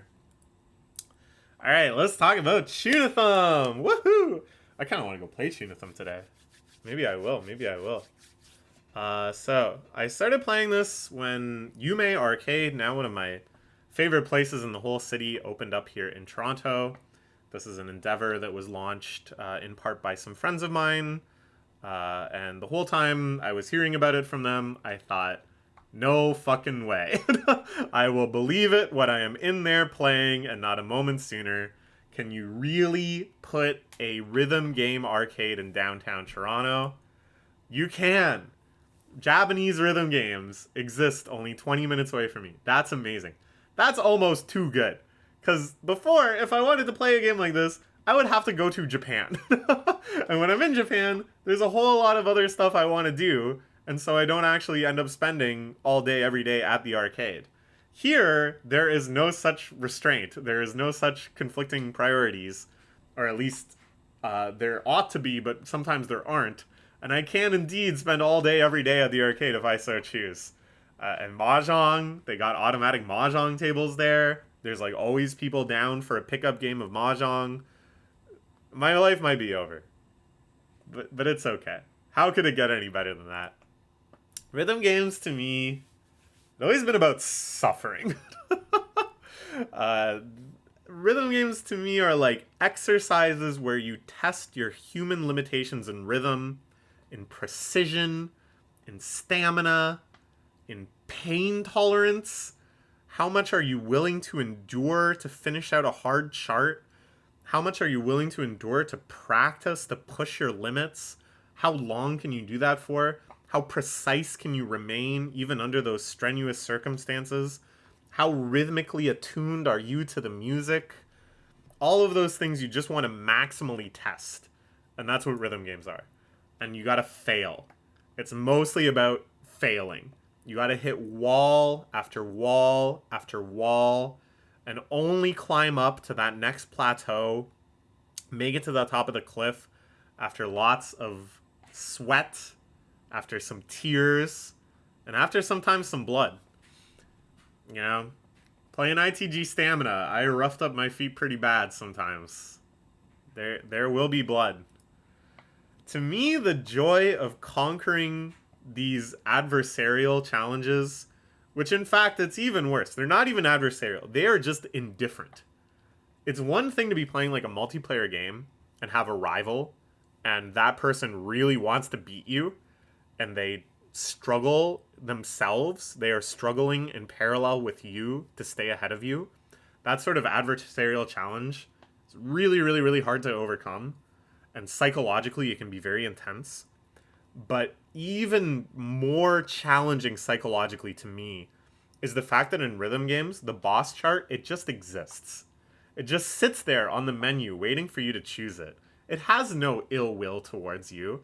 It has no resentment. It doesn't hate you. It doesn't want to beat you. It doesn't want anything at all. It simply indifferently exists as this demon awaiting you. And the joy of slaying that demon, of arriving at it, of failing time and time again, but finally overcoming it, the sweetest sensation in all of gaming. But with Chuni, I encountered a different sensibility. That's very, very different than these masochistic exercises.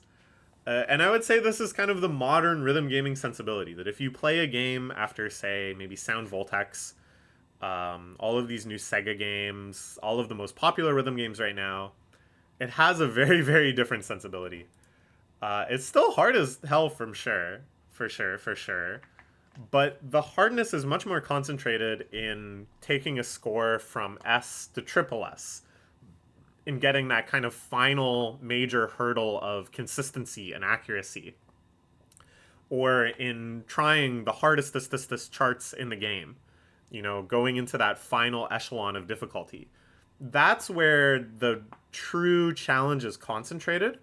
And until then, you know, it's challenging, but it is a kind, smooth, welcoming difficulty curve that just gently guides you upwards into harder and harder things without ever making you hit a huge wall, without ever making you feel like a failure.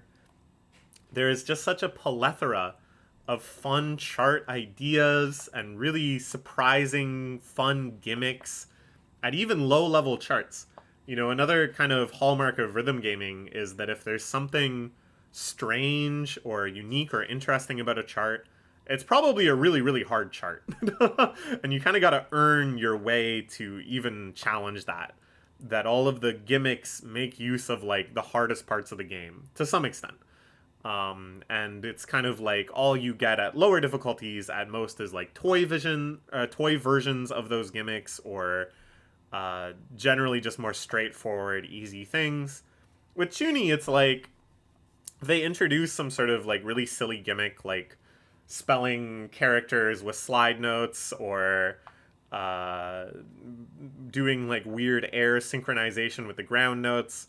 You can experience that from very nearly the start of the game. Like, you can understand how fun that is without even getting good. An insane amount. Frankly, too much. It's quite tedious to click through all of them. But there's so many meta progression elements. Your rating as a player can go up as you complete harder and harder charts, but then also your experience goes up. You level up. That's totally unrelated. You deal damage to enemy bosses to unlock cosmetics for your penguin. You also unlock new character avatars that give you special abilities on charts through a different meta progression system, which is very brisk and fun, and you get to unlock all of your favorite anime babes. It just hooks you in so many different directions. It's as I said, it's too much. It gets very, very tedious mashing through all of them, especially when the line at Yume is long and you feel like you just got to get out of the way and let the next person play. But it's very smartly designed. It's somewhat shameless in this intent, but it's so much fun because there is just so much joyful, fun content everywhere. So many charts to play, so many things to unlock, so many ways to progress, so many feelings of accomplishment, so many different ways you can improve, so many different types of chart to improve at. And it works, man. I am hooked. I am so hooked on this game. As I said, I might go play right after I finish recording this video. It's just so much fun. Going to the arcade itself is fun. Seeing people I know there is fun. And it makes you feel so good. Like, I never felt like I was good at ITG or Poppin or Sound Voltex or anything else. I always felt like I was just struggling to improve and suffering. But in this game, even though I'm only 10.33 rating, which isn't terrible, but it's not good, I feel like a god when I play. I feel so masterful. I feel like I've improved so much, which I have, it's like such a kind and wonderful sensation. Uh, is this aesthetic overload of things to make you happy, of things to make you feel good about your progress, is it actually strictly better than the aesthetic purity of old school rhythm games that were so much more masochistic and harsh and restrained and made you earn everything and made you only feel good when you were truly good? Is one strictly better than the other? No. But this is fun. This is such a fun experience, which is kind of a novelty for rhythm gaming and me. And maybe someday I'll be good enough to start challenging myself with the hardest charts. Start challenging myself to go from an S rank to a triple S rank on a song. And suffer once again. Unlock that suffering. Unlock that true feeling of grinding. Maybe, maybe, maybe. My goal right now is to reach a 12 player rating. I don't really have aspirations of competing beyond that. There's like extremely, extremely strong players at this arcade. I have no illusions of like, ooh, I want to be the best at Yume. No. Ridiculous. But I think like a 12 is a reasonable goal for the amount of time and energy I can expend on it. I base that on my friend who lived in Japan for a long time. She played this game quite a bit, but she had a full-time job and the responsibilities of life and a social life and everything, and she was able to get to around 12. So I'm like, that's somebody I can compare myself to. That's a benchmark I can actually aim for reasonably. So that's the goal. We'll see how I do. This is when I hit 1017. You know, like Gucci Mane, 1017 thug. So I took a picture of it. After this, I got a little bit further. I got to 10.33, I think is where I'm at right now. But I didn't take a picture of it. Good stuff. I'll give it a 9.5. This game is awesome. I just want to play all the time. Will I go play today? Maybe. All right. Let's talk about the other game I play at Yume quite often. Tetris the Grandmaster 3. So earlier this year, I went to a general puzzle game tournament. I think they ran like 12 games or something crazy. I was accompanied by my friend, somebody I've known for a very, very long time through puzzle games. We met at a Tetris tournament a long time ago. The legit TGM Grandmaster Color Thief, who, if you're curious about, has appeared at AGDQ playing Tetris the Grandmaster and has a ton of great videos on puzzle games in general, is probably one of the strongest puzzle game generalists out there. Very, very good at a very wide number, a very rich diversity of puzzle games. Best of all at Tetris. So yeah, we went to this together. We played a whole lot of games that we hadn't played before, games that we weren't good at. But it was a lot of fun. He was actually quite good at some of the games, of course. So I was talking at the time that I was playing some JS Tris, or Tetrio, I guess, yeah, with some Smash people. And I was like, yeah, I just feel like I can't play sprint as fast as I used to. My hands just won't go that fast anymore. And I just felt like, yeah, maybe I'm just getting too old. I just can't move my fingers like I used to. And he recommended TGM as sort of boomer Tetris. The APM still ends up very, very high, obviously. But it's not like an infinite ceiling. Like, if you can keep up with the maximum speed it gets to, there's not really, like, yeah, it benefits you to go even faster if you can, but it's not really the game's expectation that you will. The game's expectation is that you will just be able to consistently keep up that speed rather than bursting at even higher, like 20 APM nonsense. 20 APS. With a whole range of other skills that are tested just as much as if not more than just your speed at processing 7-bag, executing kind of the same patterns over and over again as quickly as possible. And so, you know, I thought about it and I thought, yeah, that sounds fun. Maybe I'll get it on Switch or something. And then in answer to these unarticulated prayers, a TGM3 cab is one of the things that popped up at Yume as a permanent fixture of Yume Arcade. So I started grinding it while I was waiting in line to play Chunithm. And then sometimes after I was done with Chunithm for the day, I would just kind of lock in and enter this fugue state and play TGM for like hours. And man, I sucked at it. God, I sucked at it. And I still suck. I suck a lot less, but I still am very bad at it. It is so hard. This is an uncompromising game. This is like the 2DX of Tetris. This is not the Chunithm of Tetris. All the masochistic purity of 2DX or Poppin or ITG Stamina, it lives on here for sure. This is where I will get my fix of it. There's my balance with Chunithm. So I'm bad at a lot of things in TGM3. So a big part of the game is pre-moving. So the way Tetris works is when you input left, it moves a piece left. Shocking, I know. But if you hold left, after a set amount of frames, known as the delay autosync or DAS, it will start moving it left automatically every frame. That's holding left. And a big part of Tetris is knowing when to do those sorts of things to move the piece to the far wall as quickly as possible, and when not to, and to only move it slightly or leave it in the middle or whatever. That's kind of like, I'd say, the major challenge of just the raw control mechanics of Tetris.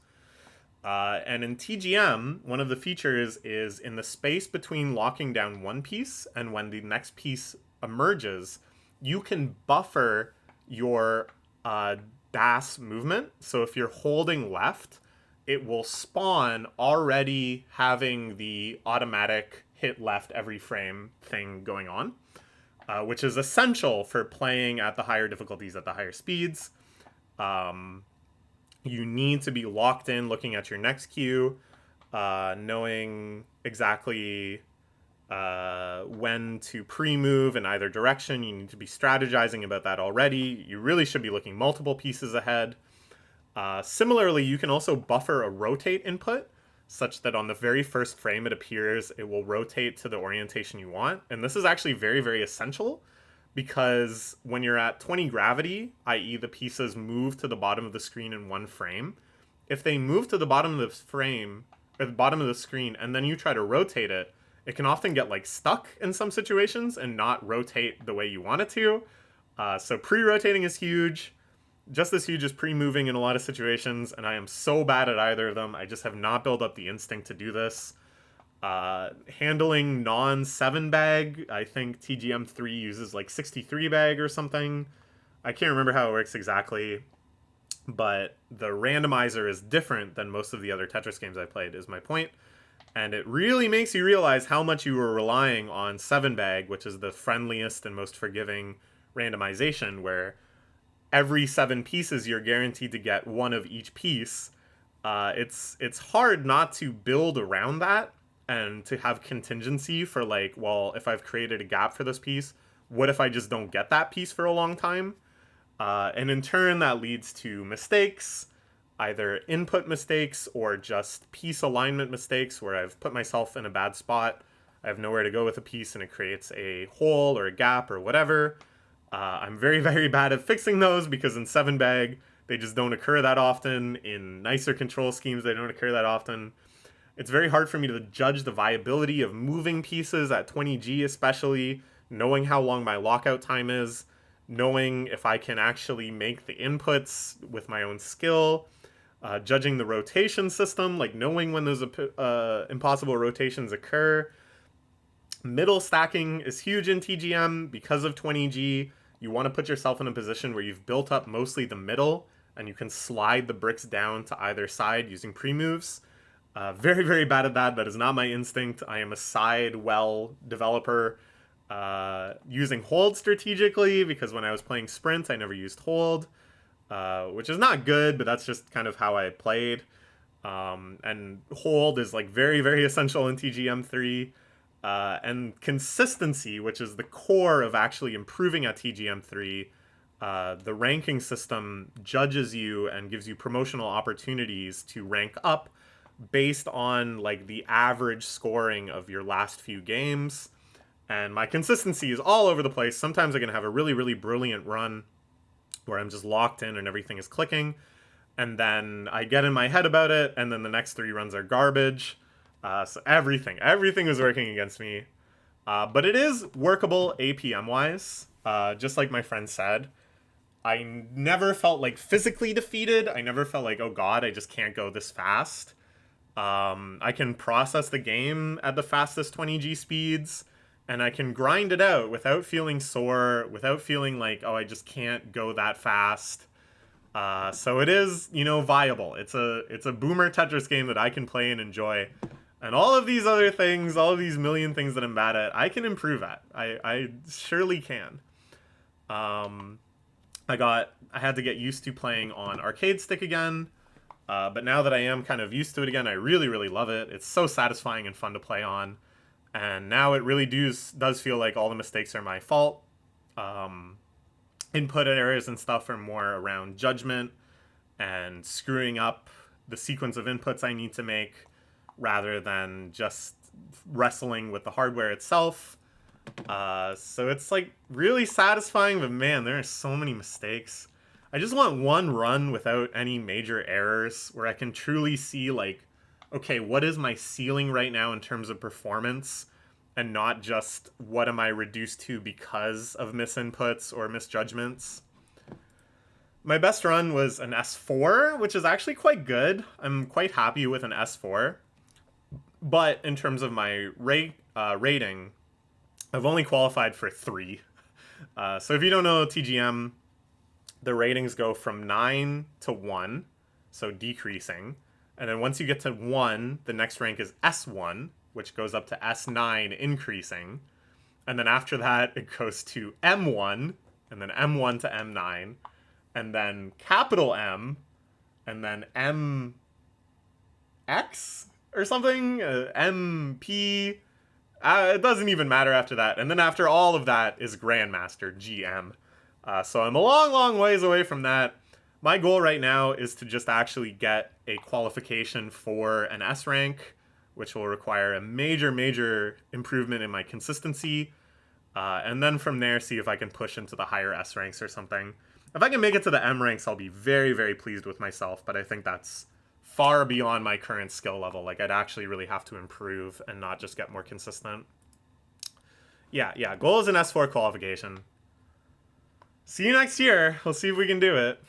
So I looked through all of my pictures that I've taken at Yume, and I never once took a picture of the TGM cab. But I did play through another puzzle game I really enjoy, Aqua Rush, on the same cab at one point. So I put in my Aqua Rush completion as the screenshot here. But yeah, TGM 3 is great. I'll give it a 9. I'm very, very excited for TGM 4. I don't know if we're going to get that at Yume or if I'll just play on the Switch, but I definitely want to play that when it comes out too. Alright, let's talk about Mario Party Jamboree. Another year, another Mario Party, and another subsequent social war. As much as I think this idea of, oh, Mario Party, that's the friendship destroyer, I think that's kind of a meme, it's kind of exaggerated. But it's also kind of true. You know, this game is truly engineered to push wedges in between people who play together as deeply as possible. It's a combination of really sweaty try-hard games. Most of the mini-games are super skill-based with a very, very high skill ceiling that makes you truly sweat it out against your peers. But then also some very cruel choices, stealing stars, deciding who gets fucked, and of course omnipresent and omnipotent, the angel or devil of luck. Such that it manifests this scenario where you can make a truly legitimate effort, an effort that does make a difference, but that effort can be totally insufficient to actually secure you the win, even if you are outperforming everyone else at the skill-based aspects of the game. And it can be both everyone else's fault that you don't win, and no one's fault at all simultaneously. And that is the beauty of Mario Party. So what's the deal with this one? Is it a good Mario Party? Is it a bad Mario Party? I would say it has a lot of the problems still that I associate with modern Mario Parties. And there's a lot of little things like certain design choices in how rewards are distributed or how random elements of the game works or how like certain items and board mechanics are designed. Those are all kind of minor.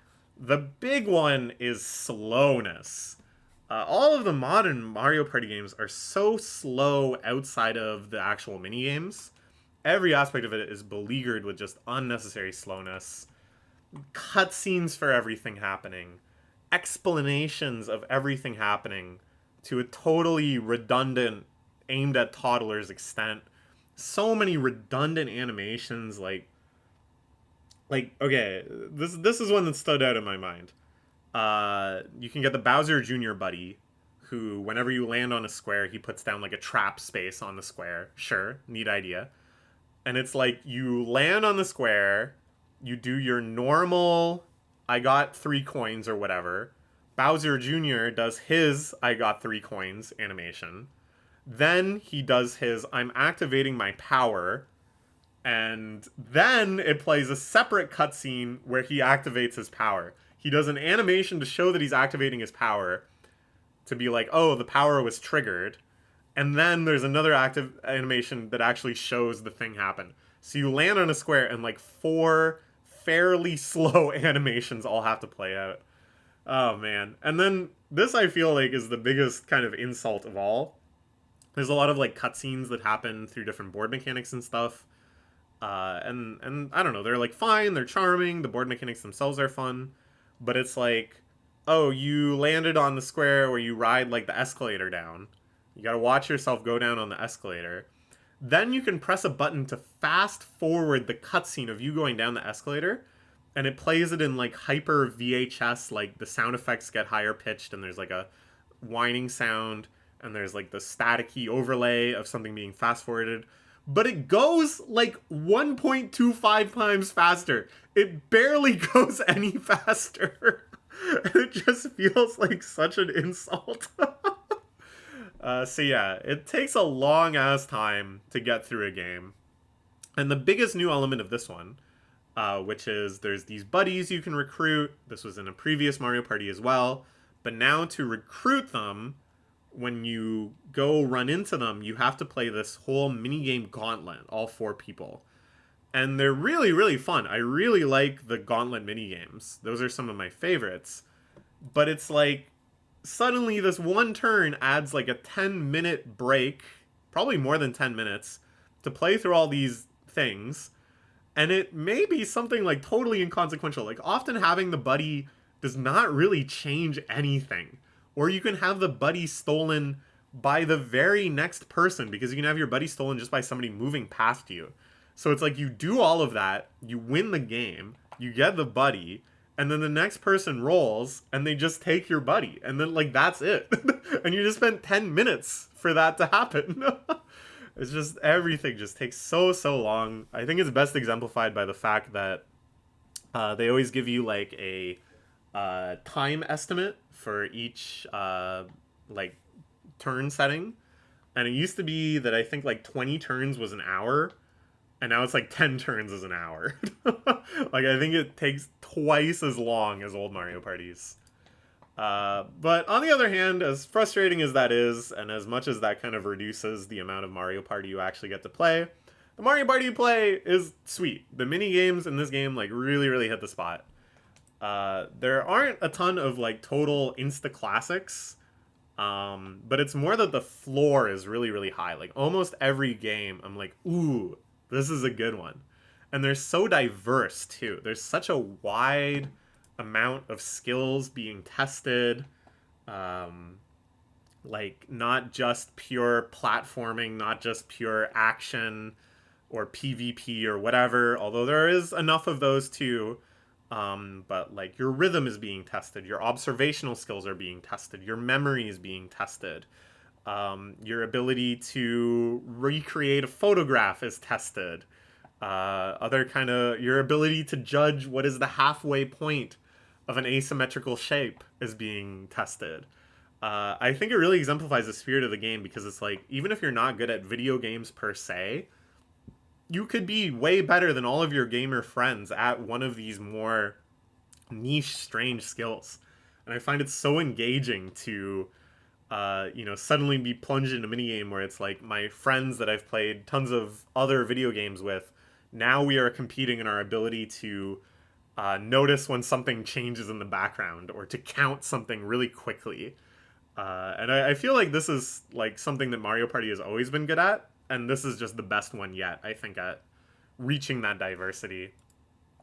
All the bonus stuff we've tried was very fun too. We played like the co-op rhythm cooking game, that was a blast, and we played the like versus boss battle co-op games. Those are very fun too. And it's a nice salve after competing rigorously in the board game mode to play a few of those and get along again. So yeah, here's a picture I took of playing with my friend. My friend who bought the game is Waluigi here. I am Yoshi. Earlier on the same turn, he stole a star from me, and then he landed on chance time, and I said, all right, give me my star back. And then he did, and that is just beautiful. You can see here, this is post-star transfer. He would have been at 2. I would have been at 1 were this not to happen. He had way more coins than me. That's looking like a W. But no! I clutched it out. My extremely spiteful goal is to never lose to this friend, my friend who bought it. I never ever want to lose and have him get first and me not get first. I haven't won every game. I think I've won like half the games we've played. But he hasn't won yet. So that's what's up. Alright, I'll give this an 8.5. Very good times. Next, let's talk about Pokemon Trading Card Game 2, The Invasion of Team Great Rocket.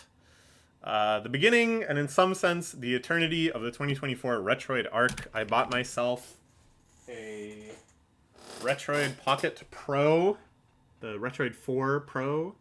This thing is sweet. It's like an emulator handheld, so it just emulates... this one emulates every console up to and including like GameCube and PS2 and Dreamcast, which is really kind of all you need. That's where all the good games are. And I was super excited to play all sorts of different games, but the one I started with was a little too good. And basically I got this as sort of an upgrade to the Switch Virtual Console. I was really enjoying stuff playing on the Virtual Console. We talked about a bunch of them last year. So I was like, why don't I get something like this and just be able to play anything and everything? So then I started with this extremely addictive, super content-rich game. And since I beat it, I haven't really been able to sink into any other game. I started a bunch of other things, but I didn't get into them. But that's okay. There's tons and tons of games to try. I'll just keep looking. But man, this was fun. I praised the previous Pokemon TCG game, which I played on the Virtual Console, to high heavens. And this one, which has an unofficial English translation patch, is just better. Mostly, my one complaint with this game, it's something that I like in theory, where against certain NPCs, they give you certain deck building challenges, like, oh, you have to include 4 of this one card, or you can only include this type of energy, and therefore that type of Pokemon. I like that idea, but it's just very annoying in practice, because building new decks is kind of tedious. You can't have a card in multiple decks simultaneously, which is just stupid. It's not an actual physical thing. Why not just let me put it in every deck? So you have to just like meticulously disassemble your main deck. Try to remember, okay, after this challenge, I'm going to re-add those cards. Put those cards in the new challenge deck. Or leave them out and have that deck nerfed. It's very, very tedious. But aside from that one complaint, yeah, the execution is tedious. I always dreaded it when I had to do those. It made me not want to replay those battles at all. But the idea is good. Like, I like that it's encouraging you to play a variety of decks and to think about, okay, what's the strongest deck I can make under those constraints?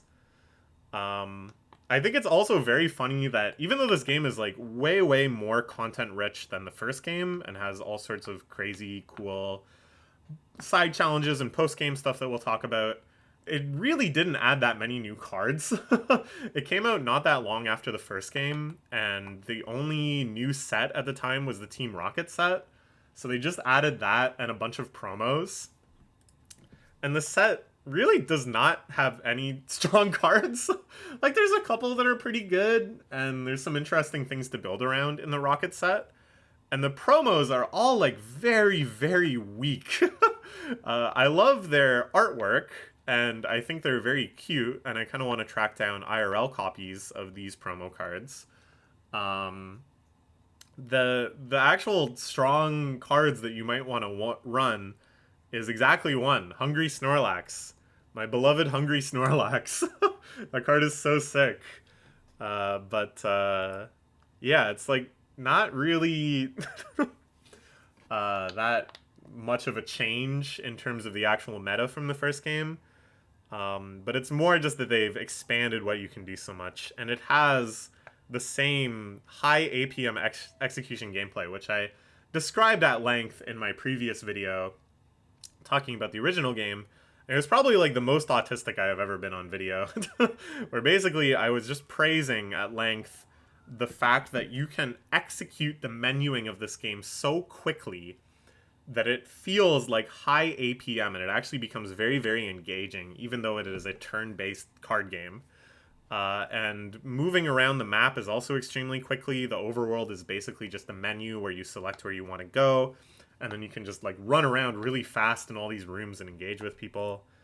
But it's just spread over so much more stuff. A whole second overworld, twice as many NPCs to battle, actually probably way more than twice, like 3 times as many probably. A cool little casino area where you can play through a dungeon to win points, spend the points on gambling games, spend those on really cool prizes. A really amazing post-game, where basically you battle these like card battling ghosts, and they all have like actual IRL meta decks. One of them has like the famous Haymaker deck from that era. One of them has like the famous Rain Dance deck, a famous stall deck with Mr. Mime. The actual decks that were winning IRL Pokemon card tournaments, on top of a lot of other really kind of creative, high-level, difficult designs. And then I recreated from the first Game Boy game my extremely broken Zapdos deck that I discovered, which I'm sure other people had discovered as well. And that was confirmed because one of the ghosts had a version of my broken Zapdos deck. And I got to do the mirror match, which was really, really satisfying and kind of challenging. Just so cool that they included that as a post-game. It's such an amazing post-game. It made me fantasize about like this genre as a whole, like trading card game adventures where you go around and gather cards and battle NPCs, and then specifically this version where you can like execute the battles really quickly and truly like grind it like a JRPG. I'm thinking more and more. This is the kind of current game I'm fantasizing about, is like, what is the best possible version in this genre? What would I enjoy most? Can I make it? Or maybe I'll play some fan mods for this. There's actually quite a few interesting looking mods that add new cards and new mechanics or add more difficulty. So maybe if none of the other games I'm playing on the Retroid are scratching the itch right now, I'll just play that. Or maybe I will just continue playing the last game on this video that we'll get to in a second. Here is the mirror match between me and one of the post-game ghosts. You can see we both have 0 other Pokemon. How curious. And then we have this broken-ass Zapdos card. I explained this deck at length in the last video. You can go check it out. I won't bother explaining it again. But as soon as I saw this, I was like, oh my god, they know. I must battle my own hellish creation. So I'll give this a 9.5. Truly phenomenal game. Really up my alley. Okay. Finally, let's talk about Pokemon trading game, card game Pocket. Ever since I swore off Pokemon Go, which I made a big video about at the time, I think called My Long Summer of Pokemon Go. I'm actually very proud of that video. It would make me happy if you went and watched it. But yeah, I quit that game. It was too much for me. It was way too addictive. way too frustrating on so many levels. But I felt the allure ever since of the other Pokemon MOBA games. Pokemon Cafe, Pokemon Sleep. I can't remember what this one is called, but it's a Pokemon gacha game where you collect the trainers and not the Pokemon. Occasionally I wandered close to these. I would start learning about them. I would think, maybe I'll play it, maybe I'll play it. But a confluence of factors here, like I started getting all these Pokemon card opening videos recommended on YouTube, specifically YouTube Shorts. I started getting the, should I open it or should I keep it sealed guy. If you know, you know. And those were very addictive to watch. And I was like, ooh, collecting cards is sure fun. And then playing the GBC sequel, which we just talked about. And then in the middle of that, this game launched. It had its global release. And I was like, all right, that's it. We're going to play it. And this is like just such a mid game. It really has so little actually going for it. It's barely a game, really. It's just a collection simulator. The actual gameplay element is so minimal and so flawed. So you open 2 packs a day, you get 5 cards each, and most of the time it's a big disappointment. You don't get any new cards or any rare cards. Plus, you can use your Wonder Pick, which is actually a very, very clever mechanic, where you see just a list of recent packs opened by other people. You can spend some of your Wonder Pick energy to choose one of those 5 cards at random, and you get a copy of that card too. That's the other kind of major collecting engagement. And this, to me, is a really interesting psychological thing. It's like you're constantly accumulating the stamina to do these things, open a pack or Wonder Pick. And the currency of the game, these hourglasses that you collect by doing various things, only makes those things come sooner. It just skips you ahead to when you're going to be able to do it next. But it's not more frequent. You don't buy a bonus pack with the hourglasses. You just make your next pack come sooner. And then afterwards, there's another 12-hour wait. And it's like it's functionally not that different than just buying packs, but psychologically it feels very, very different. Because I never feel like, ooh, I want to min-max and grind to get as many packs as I can. I more just kind of feel like, well, it's between my patience. Like, if I'm just patient, I will get the same thing later. Or if I feel like it, I can just make it now. And the feeling of like, it's not my effort that's being tested, but just my patience feels a lot more manageable. And then, of course, there's tons of cosmetic things you can unlock. There's a mercy system where you get pack points for opening packs that you can buy specific cards with.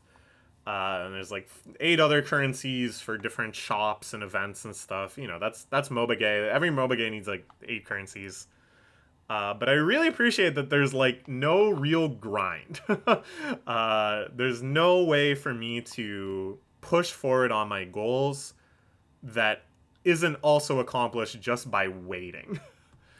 So sure, yeah, I randomly open it a lot throughout the day. Between doing other stuff on my phone or after I do something and I grab my phone, yeah, I'll pop it open. But unlike Pokemon Go, where in doing so I could suddenly be sucked in for like an hour because I'd go, ooh, there's something around here happening, or ooh, I feel like playing some PvP, or ooh, I feel like doing this or that or whatever. Here, most of the time I just close it again. And that's a massive improvement. Because I check and I go, oh, I'm still 4 hours away from a new pack. I'll just wait. Or I succumb to the temptation and I go, ooh, no, I want to open a pack. I'm feeling it. I think I'll get something good. Or, ooh, I just finished doing some chore or something for work. Let's open a pack. Screw it. And it is a true dopamine rush. It truly feels like an indulgence or a reward or a treat. But it is free and it is calorie-less. It's not eating something. And yet it feels kind of like I just had a little snack. And that's great. That is a great thing to have in my life. Up until now, I still operated on the same mode of, ooh, I want a little treat, ooh, I want to indulge. But that always involved spending money or gaining weight. And now, finally, I have another thing that I can indulge in the same way.